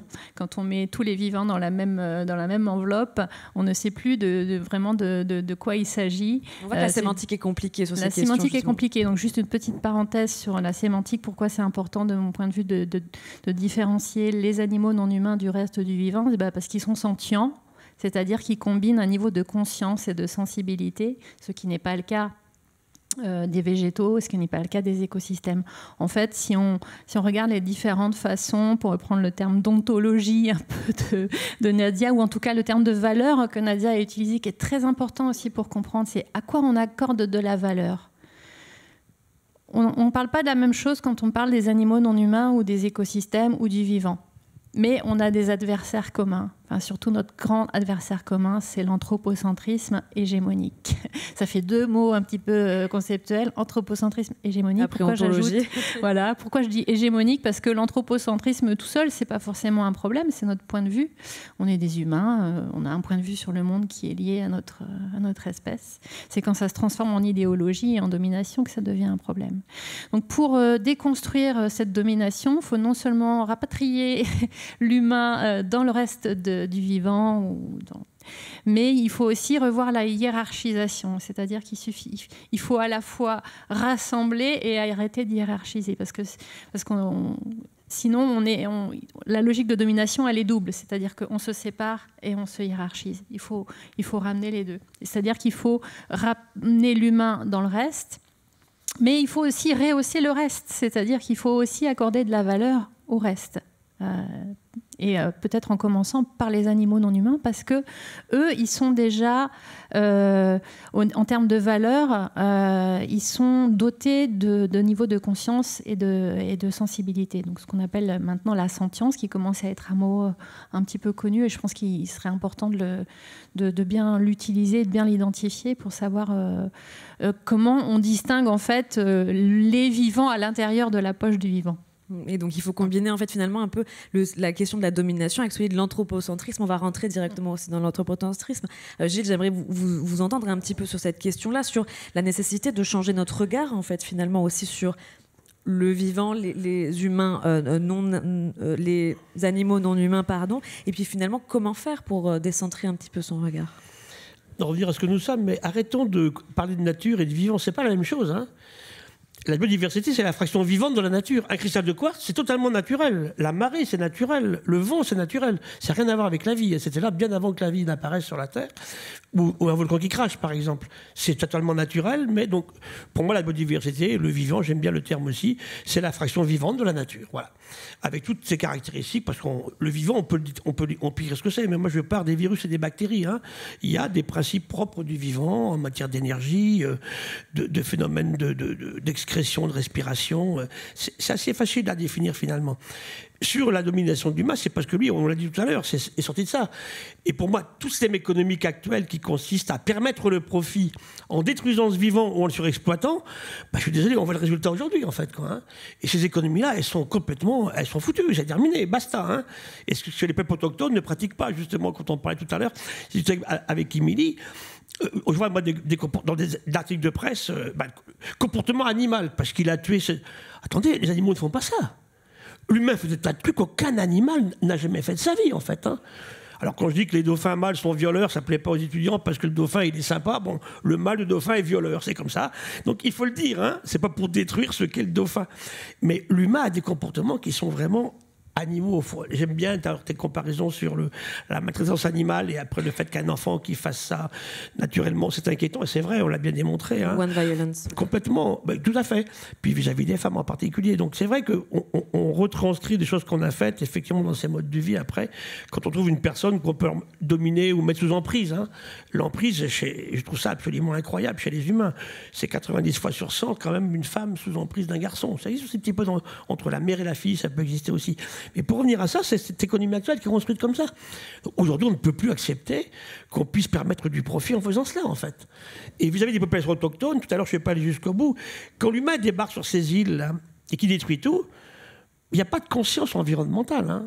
Et les Maoris, qui après ont eu des grands respects de la nature, on en parle beaucoup aujourd'hui, ils ont bouffé tous leurs grands oiseaux à terre, 3 fois gros comme une autruche. Hein. On trouve des œufs incroyables, mais il n'y en avait plus. Et comme on les découvre très tard, parce que c'est des îles découvertes par les Européens, hein, eux étaient déjà là, ça date du XIIIe siècle, en fait, c'est tout récent. On revient à des grandes découvertes de l'île de Pâques, des îles du Pacifique. On a trouvé l'Amérique du Sud avant, parce qu'aujourd'hui c'est bien clair. Vous avez vu ce travail récemment sur des squelettes au musée de l'Homme qu'on avait ramené par Loti, donc 1730, et en faisant la génétique sur ces squelettes, on se rend compte que finalement, ça ne s'est pas passé comme on imaginait. Ils ne sont pas passés par une énorme population où ils auraient été 15 000. Non, ils n'ont jamais été très nombreux, en fait. Hein. Et puis, ils se sont effectivement éteints. Et puis après, ils ont été massacrés par les Européens. Il faut quand même voir que lorsque Loti y passe, il reste 105 Pasquans. Même s'ils n'ont pas été 15 000, ils ont été plusieurs milliers au début 18e, en fait. Hein. Mais là aussi, on va revenir au climat. On a des traces de graves changements climatiques dans le Pacifique, autant en Calédonie, chez nous, que sur l'île de Pâques, qu'on a travaillé, nous, Français, hein, à ces époques-là. Donc, on revient toujours à ce qui se passe sur les interrelations entre l'humain et la nature. Hein. Le changement climatique, il a toujours existé. C'est sa vélocité qui nous pose problème aujourd'hui, finalement. D'autant plus qu'on sait maintenant qu'il a auto-créé, faute de mauvaise foi, pour dire que l'humain n'y est pour rien. Hein. Je vois les vendanges chez moi, en pays catalan, écoutez, on démarrait il y a 25 ans, le 13 septembre, les blancs sont finis le 15 août aujourd'hui. Hein. Ça frappe, ça marque les esprits. C'est pareil en Haute-Côte de Nuit ou bien en Médoc. Donc enjeu économique aussi. Complètement. On vit effectivement une accélération incroyable. Alors il faut que l'humain, effectivement... Parce que l'humain a créé ces conditions-là aujourd'hui. On a dit destruction des écosystèmes, surexploitation, dissémination de tout partout, pollution, contamination, puis le climat qui change trop vite. Hein. Donc ça, on sait, on connaît les causes. Après, les conséquences, on les envisage pas si bien que ça. C'est se dire aujourd'hui comment on va retrouver de l'harmonie dans un tel système, quoi. Je vais revenir à mon anguille tout à l'heure. Une espèce ultra banale, le pigeon américain. On a des textes de 1892 où ces saletés de pigeons attaquent une diligence sauvagement. Des millions de pigeons qui attaquent. En fait, ils n'ont rien attaqué du tout. Hein. Ils étaient nombreux ou des papillons. Hein. Et puis, ça a disparu en quelques temps. Le bison américain, on l'a sauvé à partir de quelques individus. La bicougne, la vigogne des Incas d'Amérique du Sud, on la sauve à partir de quelques individus au dernier moment. Et ça, on les a sauvés, ce que je dis très juste, parce que c'est beau. La vigogne avait des grands yeux bleus, les bisons étaient effectivement... En plus, on massacrait les bisons parce qu'on affamait les Amérindiens qui les mangeaient. Hein. Et parce qu'on a vu qu'ils disparaissaient. Il y a plein d'espèces qui vont disparaître sans qu'on n'ait jamais recensé, en fait. C'est pour ça que souvent, avec les écologistes, je ne suis pas d'accord, ils me parlent d'espèces remarquables. Il n'y a pas d'espèces remarquables. Des espèces remarquées par l'humain, il y en a plein, absolument. Hein. Pourquoi est-ce que la méduse aux yeux bleus serait plus remarquable que l'affreux petit machin tout noir avec des poils et des épines partout, quoi. C'est super intéressant. Est-ce qu'on met de l'argent pour sauver un petit cyprinodonte du Colorado, moche comme tout, on peut même pas le bouffer, il a un sale goût, parce qu'il est moche et qu'il se mange pas. C'est là qu'il faut revenir. J'aime beaucoup ton mot de valeur, tu vois, Nadia, parce qu'on confond valeur, prix et coût. Et c'est pas du tout la même chose. Parce que, comme me disait, je me rappelle, aux États-Unis, combien tu me donnes pour sauver le rhinocéros blanc? Alors, avant le cours, j'avais $100, après le cours, j'avais $200. Hein. Mais ça ne veut rien dire du tout, en fait. Hein. Comment est-ce qu'on fait pour cette valeur? Parce qu'on a du mal, nous, à travailler, Nadia, avec les juristes et avec les économistes, si on n'a pas cette notion de valeur quelque part. Peut-être qu'il faut qu'on change un peu nos paradigmes, comment on peut faire. Hein. Mais ça passera par une profonde acceptation que l'humain est dedans, on l'a dit tout à l'heure, hein, et puis qu'on ne peut pas s'en passer. De toute façon, qu'est-ce qu'on va devenir s'ils ne sont plus là? Et pour revenir aux entreprises que tu évoquais, il y a quand même des groupes maintenant qui commencent à se rendre compte que le business ne sera plus possible. Ils vont venir à chose très pragmatique. Hein. Si demain le climat a changé beaucoup trop et si le vivant s'est entièrement effondré. Donc, comment est-ce qu'on fait? Puis avec des choses de la vie de tous les jours. Hein. Je disais un jour au président, moi quand j'avais 20 ans, les pauvres étaient maigres. Aujourd'hui, les pauvres sont gros et les riches sont plus maigres. Alors, c'était pas comme ça auparavant. Qu'est-ce qui s'est passé dans notre tête? Comment est-ce qu'on a fait au niveau de l'interaction aussi avec les femmes? Donc, en fait, admettons que nous sommes vivants, que la biodiversité, c'est la fraction vivante de cette nature. Alors, évidemment, il y a une question qu'on n'a pas encore posée ce soir, mais qui est évidente, hein, c'est la démographie.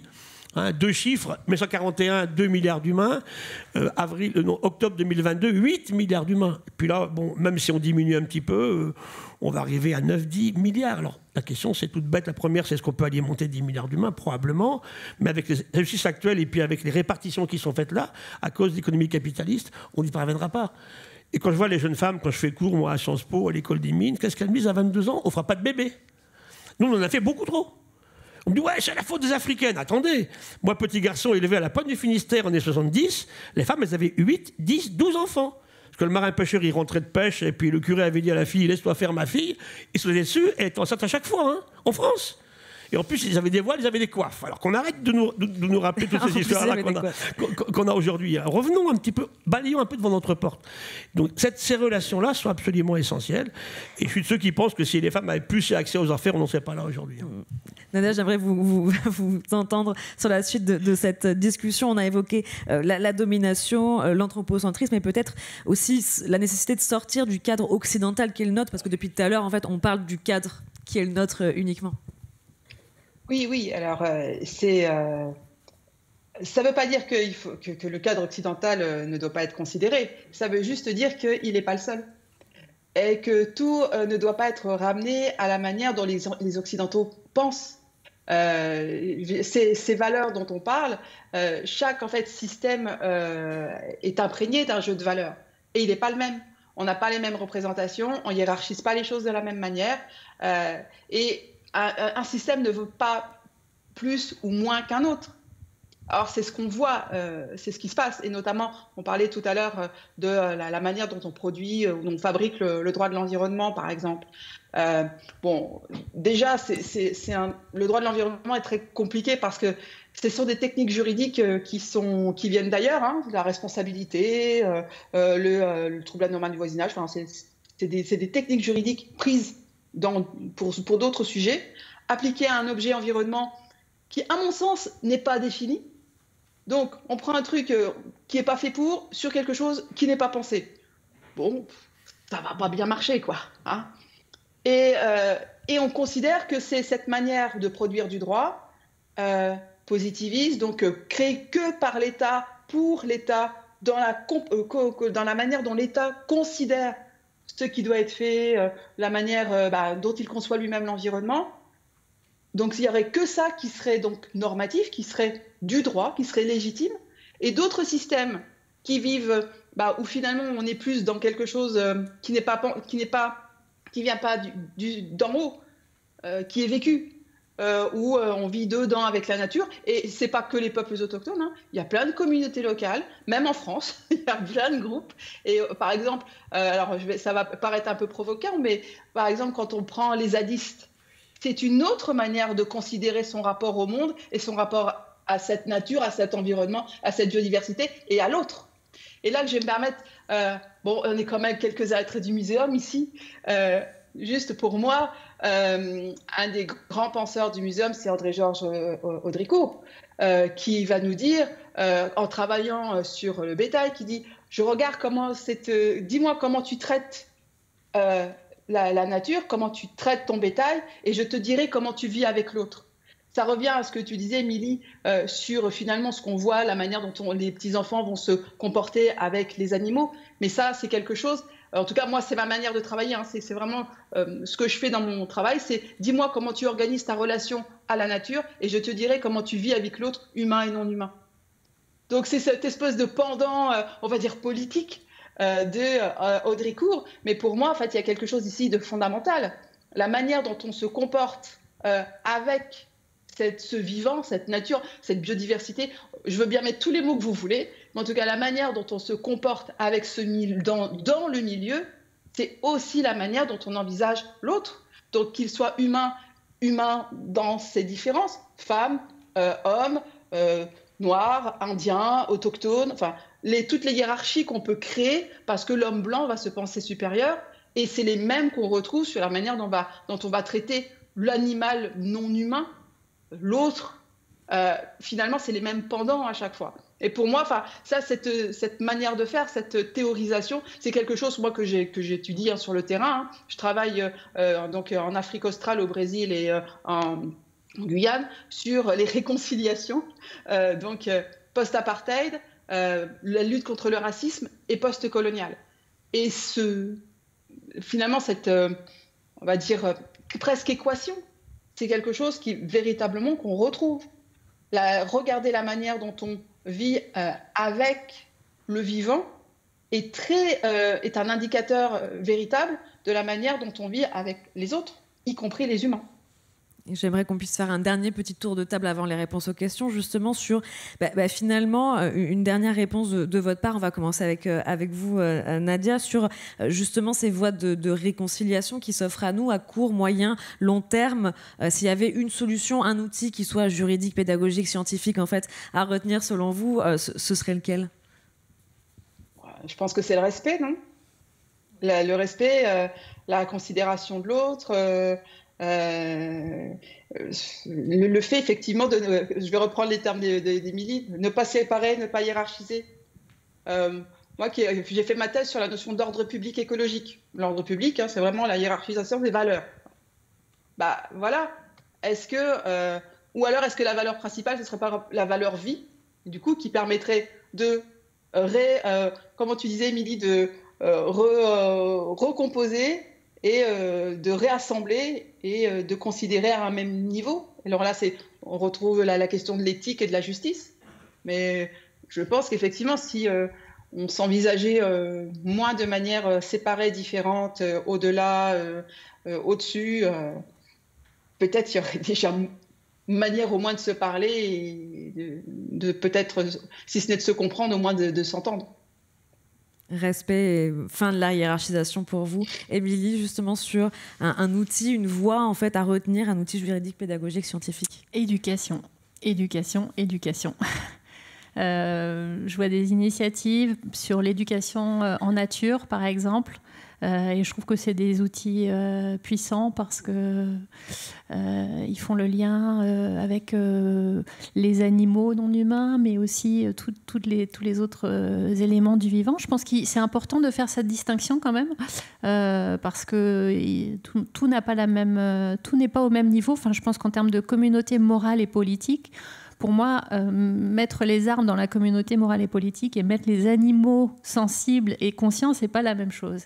Mais en tout cas, je pense que le levier pédagogique est un levier d'espoir aussi, parce que on a besoin d'espoir quand on regarde les résultats des COP et quand on regarde les espèces qui disparaissent et quand on regarde le nombre d'animaux qui sont maltraités sous la tutelle humaine, on peut vite dépasser et perdre espoir.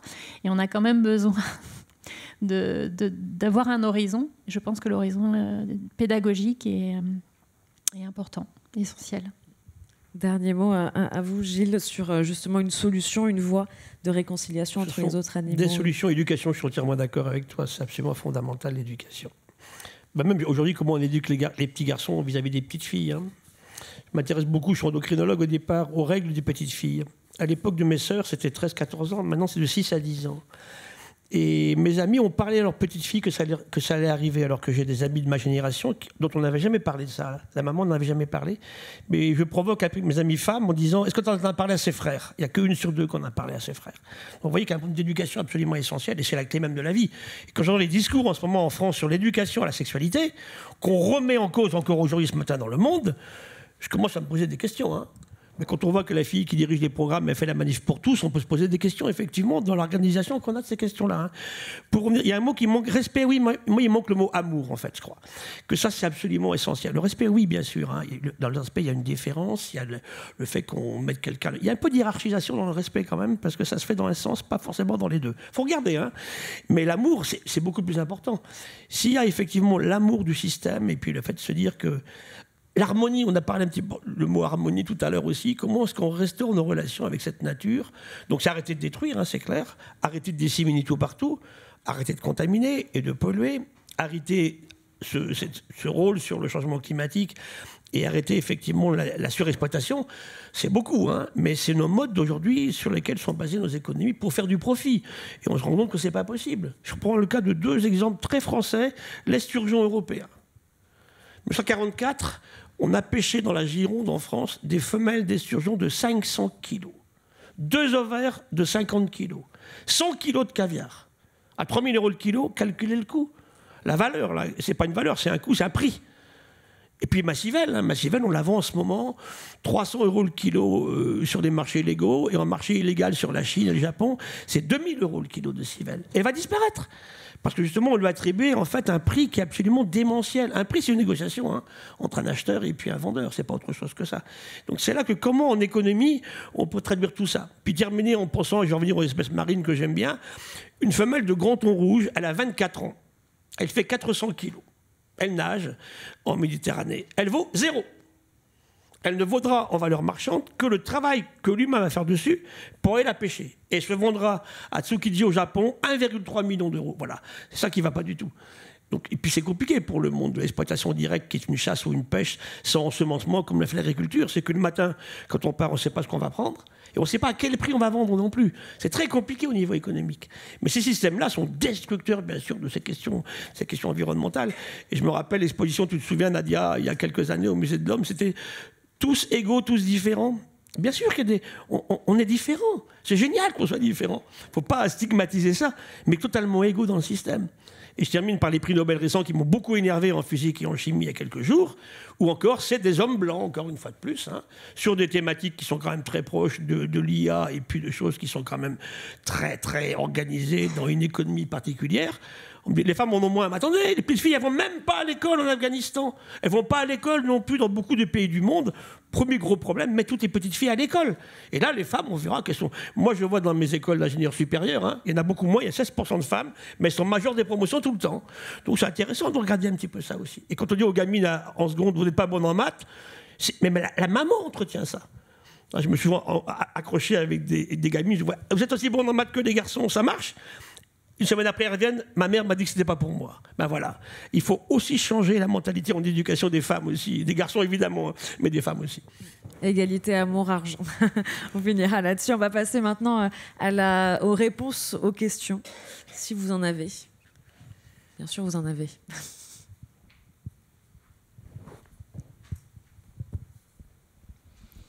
N'hésitez pas à vous présenter, parce que c'est toujours agréable, et puis à dire si vous adressez votre question à l'une ou l'autre de ces intervenantes. Bonsoir. Alors, pour commencer déjà, bonsoir. Vos interactions étaient très intéressantes. Moi, j'avais déjà un peu fait des recherches justement sur M. Gilles Leboeuf. Mais moi, ma question, en fait, elle partait vraiment de quelque chose que moi, je vois au quotidien. Il faut savoir que moi, j'ai 24 ans, je vis en banlieue, j'habite à Sevran. Je ne sais pas si vous en avez entendu parler, mais il y a eu un moment où il y a eu des oiseaux tropicaux qui sont tombés. Et moi, je le vois tous les jours. C'est-à-dire que moi, tous les jours, sur mon chemin, j'entends des oiseaux tropicaux. Et j'ai réalisé qu'avec le temps, j'ai vu des oiseaux tropicaux se battre avec des pigeons. Et c'est à ce moment que je me suis dit, au début, tout le monde à Sevran s'en foutait. Ils disaient, ah, c'est super, on va avoir des oiseaux colorés. Ça va peut-être faire la une des journaux pendant 1 ou 2 secondes. Mais ça va pas, en fait... ça va pas forcément... ça va rajouter de la décoration dans notre quotidien. Moi, j'ai réalisé qu'avec le temps, en fait, c'était pas forcément le cas. Je vois beaucoup de cadavres de pigeons morts avec des plumes d'oiseaux tropicaux dedans. Parce que justement, il y a cette dualité justement de 2 écosystèmes différents. Parce qu'on voit des animaux qui sont pas faits pour être dans un endroit, qui se sont très bien adaptés, comme vous avez dit, qui se sont très bien adaptés à leur climat qui n'a pas été le leur. Et du coup, maintenant, je vois des oiseaux tropicaux dans des endroits qui ne sont pas forcément faits pour.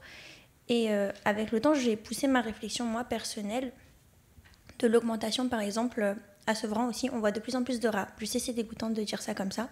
Mais je me suis posé la question encore plus dans la réflexion de... En fait, les rats, ils ont peut-être été là bien avant la construction de la ville, bien avant... Parce qu'avant, Sevran, c'était des champs, c'était, comme vous avez dit, c'était des paysages construits par l'homme. Il n'y avait pas, c'était pas aussi développé en tant que ville. Avant, Sevran, c'était une campagne, c'était rural. Maintenant, c'est de plus en plus gentrifié, et cette gentrification, justement, elle apporte aussi ce qu'on appelle des nuisibles, notamment une grosse augmentation des cafards, notamment une grosse augmentation des rats. Et c'est là qu'on voit justement l'effet papillon dont Leboeuf avait parlé. Et je me suis demandé aussi, à ce moment-là, qu'est-ce qui s'est, en fait, d'une manière scientifique, je me suis posé la question, pourtant je ne suis pas quelqu'un forcément de scientifique, de comment ça se fait que tout d'un coup, on ait eu un pic, une augmentation de... Avant, moi, quand j'allais à la gare, je ne voyais pas autant de rats. Maintenant, j'en vois 4 ou 5 courir devant moi. Mes voisins, ils se plaignent qu'ils ont des cafards. Alors qu'à l'époque, moi, il y a quelques années, ça fait plus de 10 ans que j'habite à Sevran, et moi, j'en voyais pas. Et je me suis demandé, en fait, le pourquoi du comment. Et je voulais savoir si vous avez peut-être une réponse ou quelque chose un peu à m'expliquer de cette dégradation, ou je sais pas trop comment. Sur l'évolution des nuisibles, Gilles, est-ce que vous voilà. avez une réponse de l'interaction? Ce qui s'est passé complètement naturel. Hein. J'aime pas dire parce que l'humain est plus sale, mais on laisse des déchets organiques partout. Les cafards, ils sont souvent exotiques. Le moustique tigre, on l'a dit tout à l'heure, il vient de Thaïlande. Les cafards venaient de pays exotiques. Il y en avait aussi chez nous quelques-uns, mais pas aussi gros, pas les mêmes. Et les perruches, là, elles ont été introduites. Quelqu'un a largué un jour un couple de perruches, puis elles se sont trouvées bien. Pas de prédation, hein, on est en ville, il n'y a pas de rapaces, beaucoup, qui les mangent. Puis alors, c'est joli, mais ça fait un bruit épouvantable, ces machins-là. C'est vraiment pas le bruit le plus sympathique d'un rossignol de chez nous. J'en ai sous ma fenêtre. Alors ça, c'est une question d'appréciation personnelle. Les rats, c'est clair, hein, le rat a toujours été... Avec l'humain, les rats, au départ, le rat noir et le surmulot viennent d'Asie. Hein, et c'est des espèces qui étaient en Chine, pas chez nous. Et quand l'homme s'est mis à voyager sur les bateaux en particulier, hein, il est venu chez nous et puis s'est installé. On commence à le complet. Mais le rat est génial. Hein. je vous mets dans un labyrinthe, le rat sort plus vite que vous du labyrinthe. Hein. Il faut voir quand même qu'il a une intelligence parmi les espèces conscientes qu'on évoquait. Ça démarre au rongeur, c'est une question intéressante. Donc, la prolifération des rats ou des cafards sont liées au fait qu'on laisse maintenant beaucoup de déchets organiques un petit peu partout. Et que c'est comme on saute de l'humain, là. C'est pareil pour des plantes aussi. Les plantes rudérales, c'est des plantes qui poussent autour de chez nous. L'ortie, par exemple, des pissenlits, qui adorent en fait la compagnie des humains. Et c'est des espèces qui ont gagné dans leur répartition et dans leur production de biomasse, beaucoup depuis que l'humain est là. Moi, j'ai vécu un gros drame avec les pissenlits au Kerguelen, quoi. Hein. Les scientifiques, il n'y avait pas de touristes à l'époque, n'ont pas lavé leurs chaussures, le pissenlit s'est installé. Il y en avait partout. Et les oiseaux austraux n'aiment pas faire leur nid avec le pissenlit, ils ne connaissent pas. Bon. Alors, un type à Paris, génial, qu'est-ce qui bouffe des pissenlits? Les lapins. Et ils m'ont amené des lapins. Et maintenant, je ne sais plus quoi faire, ni des pissenlits, ni des lapins. Hein, dans des endroits où il n'y a pas de prédation pour ce genre de choses. Donc voilà, c'est là que l'humain... Il y a un très beau travail très récent pour terminer là-dessus, sur les Japonais qui ont une île où vit un crotal. Très agressif, très venimeux, très dangereux, donc ils avaient des problèmes. Ben, ils ont dit, on va amener une mangouste. Manque de chance, ils n'ont pas réfléchi que le crotal en question est strictement nocturne d'activité, la mangouste diurne. Elle a bouffé aucun crotal, elle a bouffé tout ce qui vivait sur l'île. Donc on a plein d'exemples comme ça, de grâce au niveau écologique, que l'humain n'arrive pas avec ses gros sabots. C'est le superbe livre de Robert Barbeau, L'humain est un éléphant dans un jeu de quilles. Hein. C'est vraiment ça aujourd'hui. Donc sur les cafards, sur les perruches, chez moi en ce moment à Arcachon, eh bien, j'ai de la dorade coryphène, le maï-maï que je mangeais avant quand j'étais à Tahiti, aux Antilles, qui s'est installé, et les barracudas ont passé Gibraltar. On a 700 espèces qui sont passées de l'océan Indien à la mer Rouge, et de la mer Rouge par le canal de Suez en Méditerranée. Tout ça, c'est encore l'humain dans son imprévoyance, avec ses grands sabots. C'est les espèces envahissantes aussi. Exactement. Est-ce qu'il y a d'autres questions?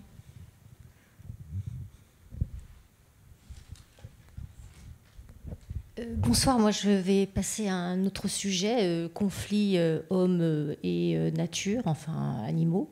Il y a plusieurs pays d'Afrique australe qui ont décidé de tuer plusieurs centaines de mammifères essentiellement pour déjà des questions sociales et de sécheresse. Comment vous analysez ce type de décision ? C'est le fait de tuer, c'est ça, oui. Des espèces pour une raison particulière? La sécheresse. Contrôle de population, voilà. C'est ça que vous dites? Conflit humain-homme, bétail, voilà. Ils ont décidé... Ouais, je peux dire un mot là-dessus. Alors, vu de chez nous, en fait, vous vous rappelez le conflit entre le Botswana récemment et les Allemands. Les Allemands ont attaqué le Botswana, c'est scandaleux, vous avez tué des éléphants. Il faut voir que la moitié des éléphants sauvages d'Afrique sont au Botswana. Hein. Donc, un jour, le président, qui à l'époque il était vertueux, celui-là me disait, vous savez, professeur, les éléphants au Botswana sont des réfugiés politiques. Je pouvais que aimer un type comme ça, évidemment. Et puis, ça a dépassé le système. Il sort de l'Okavango. Et bien sûr que pour un paysan, on était à Montier-Anderre cette semaine, où il y avait le festival de l'image animalière. Une des photos qui m'a le plus marqué sont des grands éléphants qui traversent un petit village. Donc il y a la lumière la nuit, les gens sont chez eux, et l'éléphant, c'est une catastrophe dans un champ paysan. Vous avez 1,5 tonne par patte. Chaque patte d'éléphant, c'est une bagnole de chez nous. Donc c'est vrai qu'il faut aussi qu'on regarde ce qui se passe. Et le président avait dit en agression, vous m'accusez de tuer mes éléphants, et ben je vous donne 20 000 éléphants que vous mettez en Allemagne. Donc tout ça, c'est une question encore de déséquilibre lié à l'humanité. Hein. Les éléphants s'autorégulaient dans des... Mais là, en fait, ça n'a pas été le cas. Si on laisse effectivement les éléphants trop proliférer parce qu'ils n'ont plus de prédation, et puis le climat a changé différemment, eh bien, ça devient à un moment un problème. Alors là, la question, vous avez raison, c'est comment on régule. J'aime pas le terme de régulation des chasseurs, j'aime pas trop, en plus sur les chasseurs qui régulent. J'aime bien que ce soit des gens organisés qui régulent des rangers, mais pas les chasseurs. C'est pas eux de réguler le loup, hein. C'est aux louvetiers de réguler le loup en France. Mais il n'y a pas de la place pour des animaux comme ça partout. Autant on va se battre tous pour garder le loup avec nous en France. Les Indiens ont augmenté les populations de tigres, hein. Mais il y a des photos incroyables où vous avez un tigre à proximité d'un village. Un tigre adulte, ça fait 250 kilos. Hein. Ça ne mange pas que des vaches. Alors nous, on veut que les Indiens sauvent leurs tigres, mais on ne veut pas de loups. Donc c'est là que la question est très intéressante pour ce type de faune. Les garder évidemment avec nous, est-ce qu'on les garde que dans des réserves? Tout à l'heure, on parlait de la fécondité des femelles. On se rend compte que les grands éléphants, dans les réserves, font en général un bébé tous les 3-4 ans. Dans les zones sauvages hors réserve, elles font des jumeaux tous les ans. Donc il y a une relation entre la propre fécondité d'une femelle et le nombre des éléphants à l'extérieur. C'est intéressant, en fait. Hein. Donc ça, c'est un système de régulation générale très difficile à discuter. Hein. Mais je peux comprendre qu'à un moment, pour des populations humaines qui sont là encore, on ne puisse pas, effectivement, ne pas réguler ces éléphants. D'un autre côté, il faut voir que les endroits pour ces animaux sauvages disparaissent comme peau de chagrin tous les jours. Hein. Sabrina connaît bien ses chimpanzés par cœur. Et on voit les gorilles de montagne, on voit les bonobos. Aujourd'hui, l'humain gagne sur les territoires de la faune sauvage. Elle en parle de grande faune, bien sûr. Hein. Mais un éléphant dans un champ, c'est une catastrophe pour un paysan. Donc comment est-ce qu'on fait quand il vient de manger le maïs ? Donc vous voyez, c'est pas simple. C'est pas aussi simple que de dire que c'est noir et blanc. Ce qui est clair, c'est qu'on veut les garder avec nous. Comment on fait ? Est-ce qu'on garde ces animaux dans des réserves contrôlées ? Et je terminerai en vous montrant comment notre irresponsabilité des peuples européens colonisateurs s'est faite en Afrique, au Gabon. Quand on fait les inventaires au muséum, il y a beaucoup plus de diversité dans les zones sacrées, le mot sacré qu'évoquait tout à l'heure Nadia, que dans les réserves naturelles créées par les Européens. Parce qu'un braconnier n'ira jamais tuer un éléphant dans une zone sacrée. Donc vous voyez qu'il y a des questions d'humanité, d'ethnologie, de géographie générale. Il faut que toutes les sciences, y compris bien sûr les sciences humaines et sociales, travaillent ensemble. Mais ce n'est pas simple cette question de la régulation d'animaux comme les éléphants. Est-ce que je peux ajouter quelque chose ? Bien sûr. Donc, en fait, pour travailler quand même, j'ai travaillé beaucoup au Zimbabwe, beaucoup au Botswana, enfin sur toute l'Afrique australe. Donc, ce qui fait que les éléphants, c'est ce qu'on appelait de la biodiversité ordinaire pour nous. Voilà. Donc, vraiment, croiser un éléphant, c'était quand même pas compliqué. Juste pour rebondir sur le point. Quand on discute avec les populations, alors effectivement, Gilles, tu as tout à fait raison sur le fait qu'un éléphant qui traverse un champ, c'est une catastrophe effectivement pour le paysan puisqu'il piétine tout. Mais quand même, quand on parle avec les populations, on leur demande, on s'attendait, conflit homme-faune, on s'attendait à ce que, quand on leur dit, bon alors l'éléphant c'est un problème, qu'est-ce qui se passe et tout, en fait les gens ne disent pas ça. Ils ne disent pas que l'éléphant est un problème. Ils disent que l'éléphant, il est là, c'est de la biodiversité ordinaire, il est là, donc effectivement, il arrive qu'il piétine le champ. Mais l'éléphant, c'est aussi le symbole, l'emblème du pays, c'est l'animal avec lequel on vit. C'est celui qui aussi, quand il passe dans la forêt communautaire, va faire tomber le bois mort. Et donc, c'est celui que 2 jours par semaine, dans les forêts communautaires, les femmes vont ramasser le bois pour qu'il y ait du bois de chauffe. Donc, le bois est tombé parce que l'éléphant est passé et ce bois sec qui peut être utilisé directement. L'éléphant, c'est aussi celui qui fait des grosses bouses d'éléphant, les crottes d'éléphant. C'est aussi ce qui permet de faire chauffer la marmite parce que c'est que de la paille. Donc ça brûle bien et ça permet de faire à manger. C'est celui aussi quand justement il y a de la sécheresse qui va aller chercher l'eau avec sa trompe, qui va fouir et qui va faire surgir l'eau. Donc quand on parle avec les populations, l'éléphant n'est pas un ennemi. C'est contraignant, mais ce n'est pas un ennemi. Là où le discours a changé, c'est quand les ONG environnementales sont arrivées et qu'elles ont posé la question du conflit homme-faune. Ça a été posé comme étant un conflit. Or, ce qui s'est passé après, puisque c'est un conflit, donc les gestionnaires des parcs devaient prendre en charge ce conflit-là tel qu'il avait été posé par les grandes ONG. Les grandes ONG environnementalistes ne sont pas toutes hyper bien, hein, donc il faut bien qu'elles aient aussi leur sujet. Pour vous raconter une toute petite anecdote, dans un village au Zimbabwe où on travaillait, donc un éléphant était passé effectivement et avait piétiné les récoltes.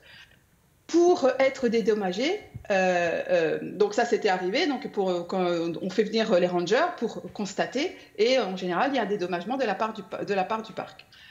Les mauvaises années de récolte, quand le champ ne donne pas, les populations, les gens, ce qu'ils font, c'est qu'ils construisent des grosses pattes d'éléphants en papier mâché, enfin en tout cas en plus qu'en papier mâché, enfin en matériaux, et ils vont piétiner le champ. Et ils font venir le ranger en disant « T'as vu, l'éléphant est passé. » Donc là, il faut me dédommager. Donc ce qui veut dire que la question qui a été posée, il faut voir aussi comment le conflit homme-faune est instrumentalisé et par qui.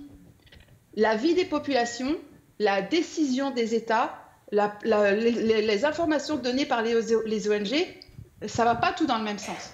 Les États peuvent, les présidents, les chefs d'État peuvent aussi avoir un intérêt là, je ne sais pas de quel pays il s'agissait, mais peuvent avoir un intérêt à organiser des campagnes de culling pour justement réduire le nombre d'éléphants, parce qu'aussi, une campagne de culling, c'est de la viande, et c'est de la viande pour les populations. Il y a toute une série de raisons qui font qu'on fait ça. Et ça dépend comment c'est présenté, par qui, par où, quels acteurs. C'est, comme tu le disais, Gilles, c'est pas toujours si simple. Mais donc, il y a plusieurs versants à une même histoire. Merci Nadia pour ces propos, c'est très important. L'éléphant, c'est aussi des bouses qui redistribuent des centaines d'espèces végétales. Hein. Et pourquoi est-ce que les petits singes verts viennent manger les bouses d'éléphant? C'est pas la bouse qu'ils mangent, hein. C'est les graines qui sont dedans. Entièrement d'accord, et tes propos sont très justes. La question après, c'est que l'humain crée des fois des disproportions entre l'activité économique et puis le nombre d'individus, c'est tout. Les rhinocéros qu'on permet de tuer aujourd'hui alors qu'il est en train de s'éteindre, c'est effroyable, que tu connais bien en Afrique du Sud. Tout à fait, tout à fait. Avec des réserves qui sont créées pour ça et qui sont un modèle économique aussi. Hein. L'éléphant, c'est un modèle économique aussi. Ouais, oui. C'est, pour lutter contre l'éléphant, enfin, pour protéger les champs, on fait des champs de périphérie parce que l'éléphant n'aime pas en fait le piment. On va faire aussi des ruches artificielles, enfin créer des ruches parce que les éléphants ils n'aiment pas les abeilles. Et du coup, on va avoir des coopératives de miel en plein milieu d'Afrique australe, alors que c'est pas complètement logique en fait. Ouais. Et c'est pas le modèle économique de base, on va dire. Donc, voilà. On a le problème avec le loup dans le Mercantour, hein, où les gens portent plainte parce que le loup a attaqué des moutons, parce qu'on ne garde plus les moutons. Il y avait 5000 moutons quand on crée le parc, 100 000 moutons aujourd'hui. Est-ce qu'un parc national est fait pour élever des moutons? C'est des vraies questions. Hein. Et souvent, ce n'est pas des loups, c'est des chiens errants. Donc, et ils sont indemnisés. On paye 20 millions d'euros par an en dédommagement, nous, des moutons mangés par ce qu'on dit être des loups. Est-ce qu'il y a d'autres questions qu'on enchaîne? Je sais que sinon on pourrait en parler pendant très longtemps. Peut-être sur cette question de régulation, Émilie, si vous voulez regarder. Je ne vois pas. Il y a une question au milieu de la salle. Il y a des mains. Bonsoir. Bonsoir, merci beaucoup pour toutes vos interventions. Moi, je voulais peut-être juste rebondir sur la question des rhinocéros que Nadia évoquait. C'est une question un peu naïve et je ne suis pas sûre d'avoir compris les enjeux, mais j'écoutais un ranger du parc Kruger, donc en Afrique du Sud, qui m'expliquait qu'en 15 ans, je ne sais plus quel est le chiffre exact de rhinocéros, mais qu'il en reste vraiment très très peu et que ça s'est effondré à cause du braconnage. Et lui, son point de vue, c'était que du coup, l'Afrique du Sud est évidemment un des pays les plus riches de la région et où, en termes de gestion de la conservation, il y a quand même un droit commun qui s'applique aux braconniers, c'est-à-dire qu'on ne va pas vous tirer dessus à vue, même si c'est pris avec un fusil dans le parc. Et il expliquait que du coup, des gens des pays très pauvres viennent dans le parc pour braconner parce que ils ont besoin de gagner de l'argent. Il expliquait que paradoxalement, l'Afrique du Sud, qui est donc un pays très riche, n'arrive pas à conserver ses populations de rhinocéros blancs, en tout cas beaucoup moins que des pays autour, des réserves où les règles sont... on pourrait dire qu'il n'y a pas de droit, parce que si vous êtes chopé avec une arme à feu dans une réserve dans des pays autour, on vous tire dessus. Et donc ma question est un peu... Vous parlez de justice écologique. On pourrait se dire que dans la logique de préservation du vivant, c'est un peu provocateur dit comme ça, mais que la justice serait de dire tant pis pour tu as triché au jeu, on te tire dessus, on préserve les populations de rhinocéros blancs, mais auquel cas on laisse tomber complètement la notion d'état de droit qui est un peu le socle de nos sociétés. Je ne sais pas si c'est une question très précise, mais elle est claire. C'est une question très claire sur l'aspect éthique, justement. Nadia, je vous laisse répondre. Alors, la situation sud-africaine est quand même très particulière. Hein. C'est que, alors je vais le dire de manière très triviale, donc vous m'excuserez sans trop de nuances, c'est quand même qu'on a eu un modèle qui était que la nature a été utilisée comme outil de ségrégation. Donc, c'est pas forcément connu beaucoup comme ça. On connaît l'apartheid. Donc, c'était une logique où on allait créer des espaces, des parcs nationaux, par exemple, pour protéger donc, une nature luxuriante et surtout la grande faune, pour permettre aux colons blancs et ensuite afrikaners, d'abord anglais, britanniques, puis afrikaners, donc de pouvoir venir chasser, profiter des grands espaces. Et les populations noires ou colored étaient reléguées dans d'autres espaces qui étaient évidemment beaucoup moins dotés et avec des terres pas fertiles, etc. Donc tout ça pour dire qu'il y avait il y a encore aujourd'hui une idée que on a préféré protéger la nature que protéger les gens, et surtout protéger les Noirs et les colons. Alors je suis désolée de parler de manière aussi racialisée et sans trop de nuances, mais en fait encore aujourd'hui, malgré bien qu'on soit 25 ans après l'apartheid, on est encore dans ces catégories sociologiques-là. On est encore sur blanc, noir, colored, autres aussi. Alors je pourrais vous raconter des trucs qui me sont arrivés à moi où je suis colored, moi, en fait, comme vous me voyez là, donc dans la catégorie. Et donc il y a tout un enjeu de réconciliation entre les populations, qui passe aussi par une réconciliation avec la nature. Donc effectivement, l'idée, ça serait de dire, tu braconnes, tu es puni, voire tué peut-être. Mais ici, c'est assez difficile de poser ça comme ça encore aujourd'hui en Afrique du Sud. Et le Kruger est encore plus particulier, parce que le Kruger en plus se situe, c'est très compliqué le Kruger, c'est une autoroute entre l'Afrique du Sud et le Zimbabwe, et le Mozambique et le Zimbabwe. En fait, et puis c'est un des premiers parcs transfrontaliers, donc c'est ouvert pour la faune et pas pour les populations. Donc il y a tellement d'enjeux là-dedans que c'est assez difficile. Et je suis désolée de ne pas avoir beaucoup de temps pour l'expliquer mieux que ça, mais en fait il y a à prendre en charge l'histoire, et c'est tout l'historique, et de réconcilier avec la nature pour réconcilier les populations entre elles. Je ne sais pas si je réponds bien à votre question. Je dirais un petit mot sur la corne de rhinocéros, parce qu'on les abat beaucoup pour ça. Dernier mot. Aujourd'hui, ça vaut 70 000 € le kilo de corne de rhinocéros. Alors sur les marchés asiatiques, ce qu'il faut tuer, c'est le marché. Nous, il faut qu'on tue le marché. Si on ne tue pas le marché, on n'arrivera pas. Parce que mes copains rangers, que ce soit en Namibie, au Botswana, en Zambie ou en Afrique du Sud, de toute façon, me disent, de toute façon, il y a un marché asiatique, il y a une pharmacopée dans ces populations-là. La corne de rhino, elle est réputée, entre autres, être aphrodisiaque. C'est de la kératine. Donc c'est vos ongles. Alors, quand j'allais là-bas, je disais aux gens, rongez-vous les ongles, je disais ça aux femmes, et vous verrez si ça marchera avec votre mec. Et je reviens 2 ans après, ça marche pas. Eh ben, ça marche pas mieux la corne du rhinocéros. Mais elles se vendent quand même 70 000 € le kilo. Et là, on enlève la corne de rhinocéros, ils les pissent, tu sais, Nadia, en Namibie, ils les abattent quand même pour ne pas passer du temps à revivre un rhinocéros sans corne par la suite. Oui, je les ai vus, ceux-là, effectivement. On n'a plus de corne de rhino, mais il n'y a plus de rhino non plus. On finira là-dessus. Merci infiniment à vous, toi, Gilles, Émilie, Nadia. Merci.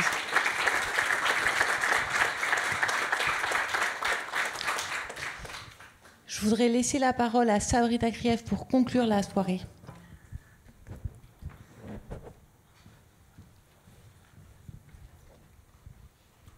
Je veux bien un peu de lumière. Super.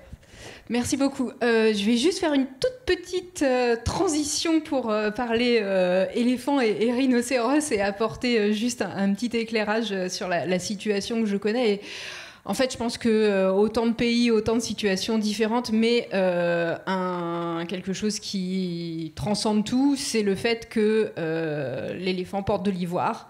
Et que, quoi qu'on en dise, en fait, même si on a tendance à mettre un argument tel que celui de nourrir les populations dans le cours actuel des choses, le trafic reste ce qu'il y a derrière, et le fait de pouvoir faire de la chasse au trophée, de pouvoir ensuite récupérer les ressources que représente l'ivoire, c'est ça qui est derrière toutes ces propositions. Et également rajouter qu'on parlait de sentience, et que tuer des éléphants et réguler des éléphants de la façon dont ils l'entendent, c'est très dangereux.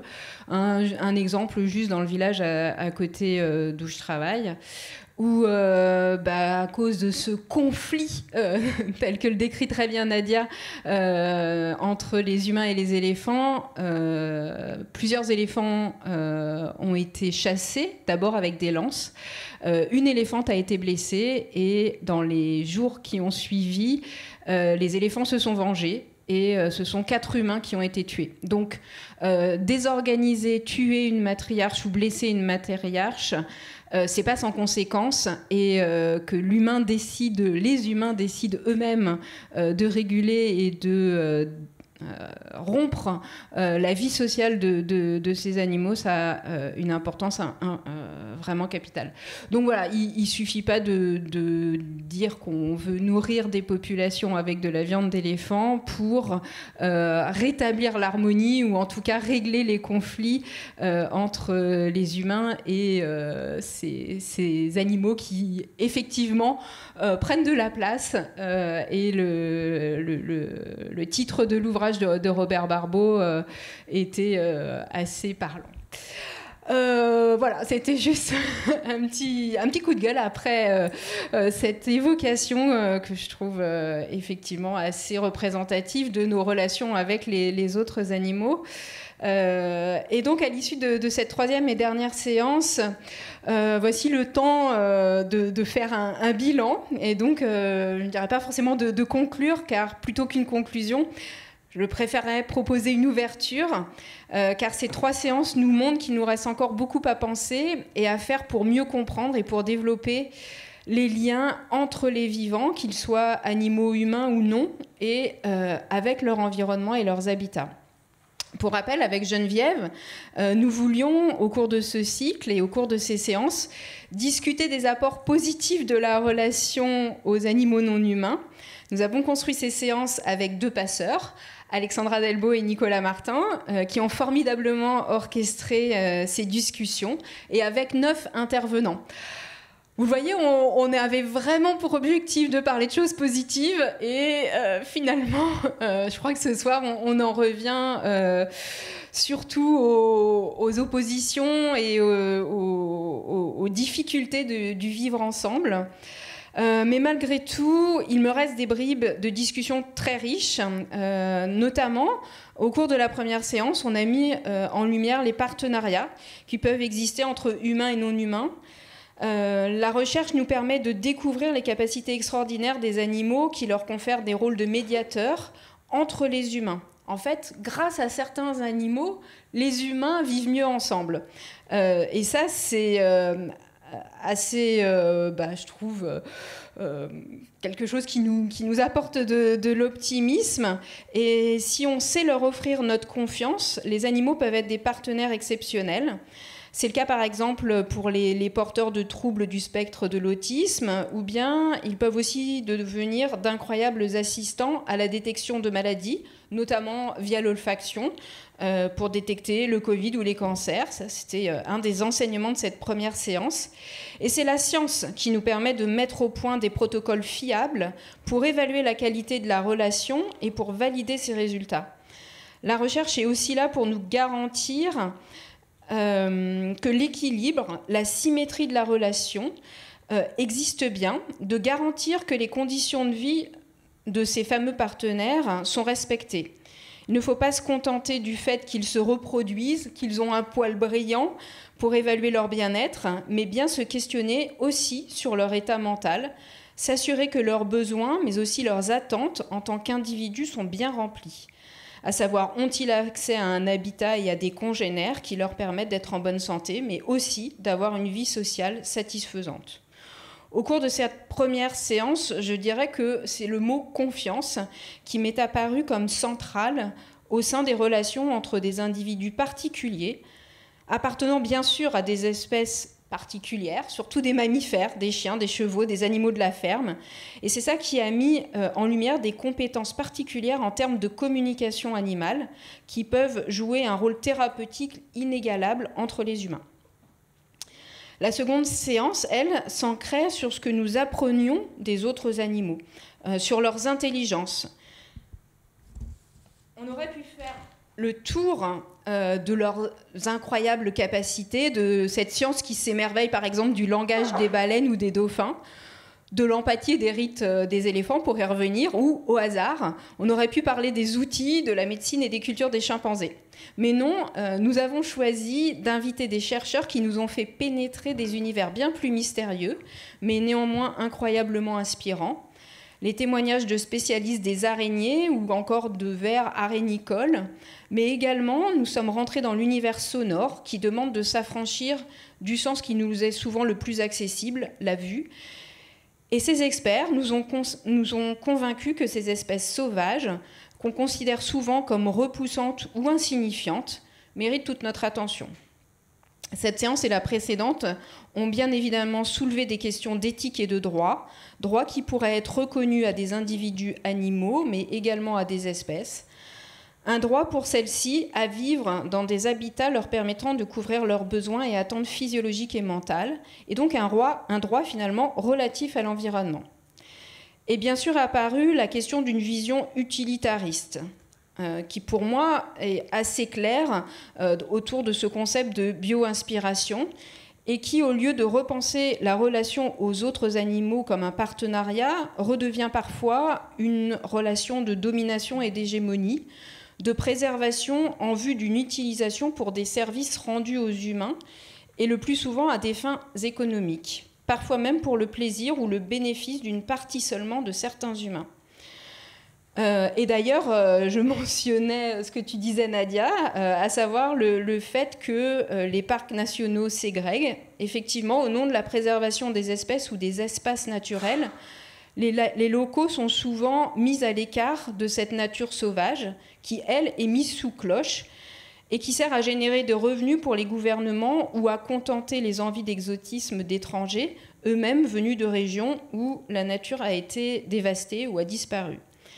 Et il était évident pour nous que la troisième séance devait se pencher sur ces relations d'un point de vue juridique, s'interroger également sur le bien fondé du droit. Au cours de ce cycle, nous souhaitions évoquer nos relations aux animaux dans leur diversité, vertébrés ou non, domestiques et sauvages, libres et captifs, terrestres, aériens, marins, menacés ou non. Ce fut l'occasion de nous rendre compte de notre difficulté aussi à évoquer cette diversité dans le titre. Parler des non-humains revient à caractériser l'humain, à caractériser les animaux par rapport à l'humain, et qui plus est avec une négation.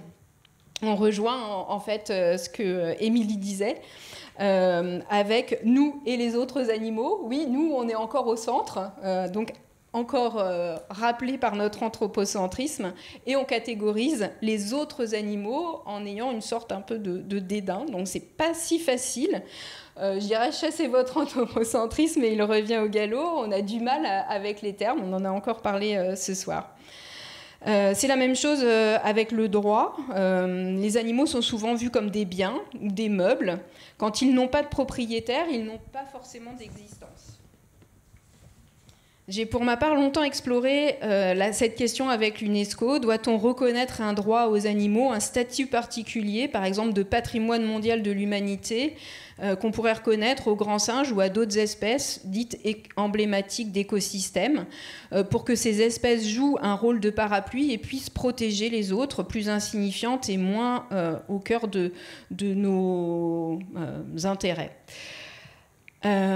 Pour moi, celui de vivre dans leur habitat naturel, à savoir les forêts tropicales ou les océans, et donc de ralentir leur destruction, leur pollution au nom d'une planète qui n'est pas la propriété des humains, mais bien qui doit permettre l'habitabilité d'autres vivants, est au cœur de cette question. Mais cette patrimonialisation, le fait d'édicter des droits, des devoirs vis-à-vis des animaux, ne revient-il pas de nouveau à s'arroger des prérogatives liées à notre soi-disant supériorité ? Le droit est une construction sociale, une arme. On en a vu ce soir quelques facettes. Au final, je crois que vous avez compris qu'il resterait encore beaucoup à débattre, mais je voulais donc remercier tous les intervenants pour leur générosité dans le partage des idées. Merci à Alexandra, à Nicolas qui n'est pas là ce soir, pour leur disponibilité. Et pour finir, je voudrais remercier bien sûr le Centre Beaubourg, la BPI et son équipe pour leur accueil. Et surtout, un grand merci du fond du cœur à Geneviève de Maupeou. Ce fut un bonheur de travailler avec elle.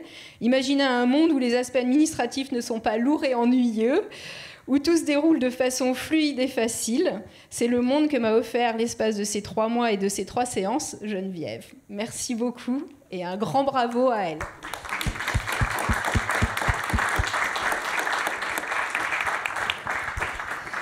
Merci Sabrina, vraiment merci et merci pour cette discussion.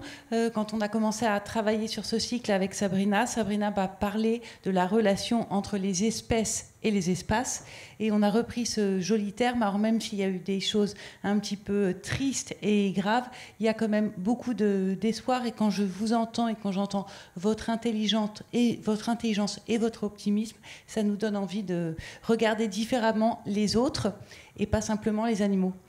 Je voulais d'abord vous dire que nous sommes une bibliothèque, comme Sabrina l'a souligné, et qu'en tant que bibliothèque, il y a des bibliothécaires qui ont conçu une bibliographie, et même plusieurs pour ce cycle.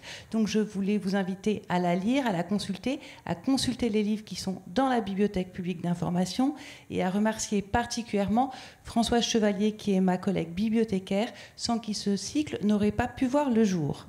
Évidemment, Sabrina, merci pour votre présence, votre engagement et votre suivi tout au long de ce cycle, alors que vous étiez en Ouganda, que c'était l'été.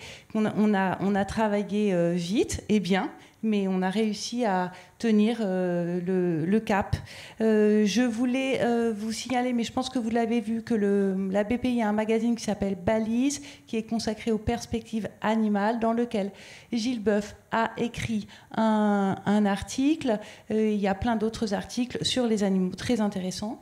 D'autre part, je vous invite à retrouver, si vous ne les avez pas vus, les séances de ce cycle. La première est déjà en ligne sur la chaîne YouTube de la BPI et la prochaine, celle de la semaine dernière, y sera bientôt. Ce soir est une soirée un tout petit peu particulière pour moi parce que c'est la dernière fois que je serai ici dans cette petite salle pour les tables rondes que nous organisons dans la BPI. Donc je voulais remercier particulièrement toute l'équipe de la régie qui veille sur nous. J'ai cité Alexandre, je cite Jérémy que je devine et Renaud. Merci pour la lumière, pour le son, pour votre présence technique et sympathique.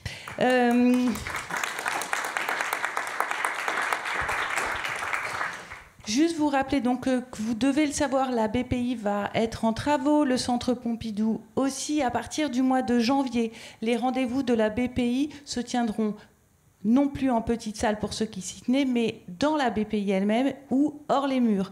Il y aura des communications, une grande affiche au sein de la BPI qui vous informera de tous ces changements. Donc pour retrouver nos programmations, vous venez à la bibliothèque, vous discutez avec les bibliothécaires ou vous nous suivez sur les réseaux sociaux. Le prochain cycle de notre équipe, qui s'appelle Faire l'histoire, aura donc lieu dans la Bibliothèque publique d'information. Il aura lieu le 13 janvier et portera sur l'histoire environnementale. Je vous remercie et je vous souhaite une très bonne soirée. À bientôt. Au revoir.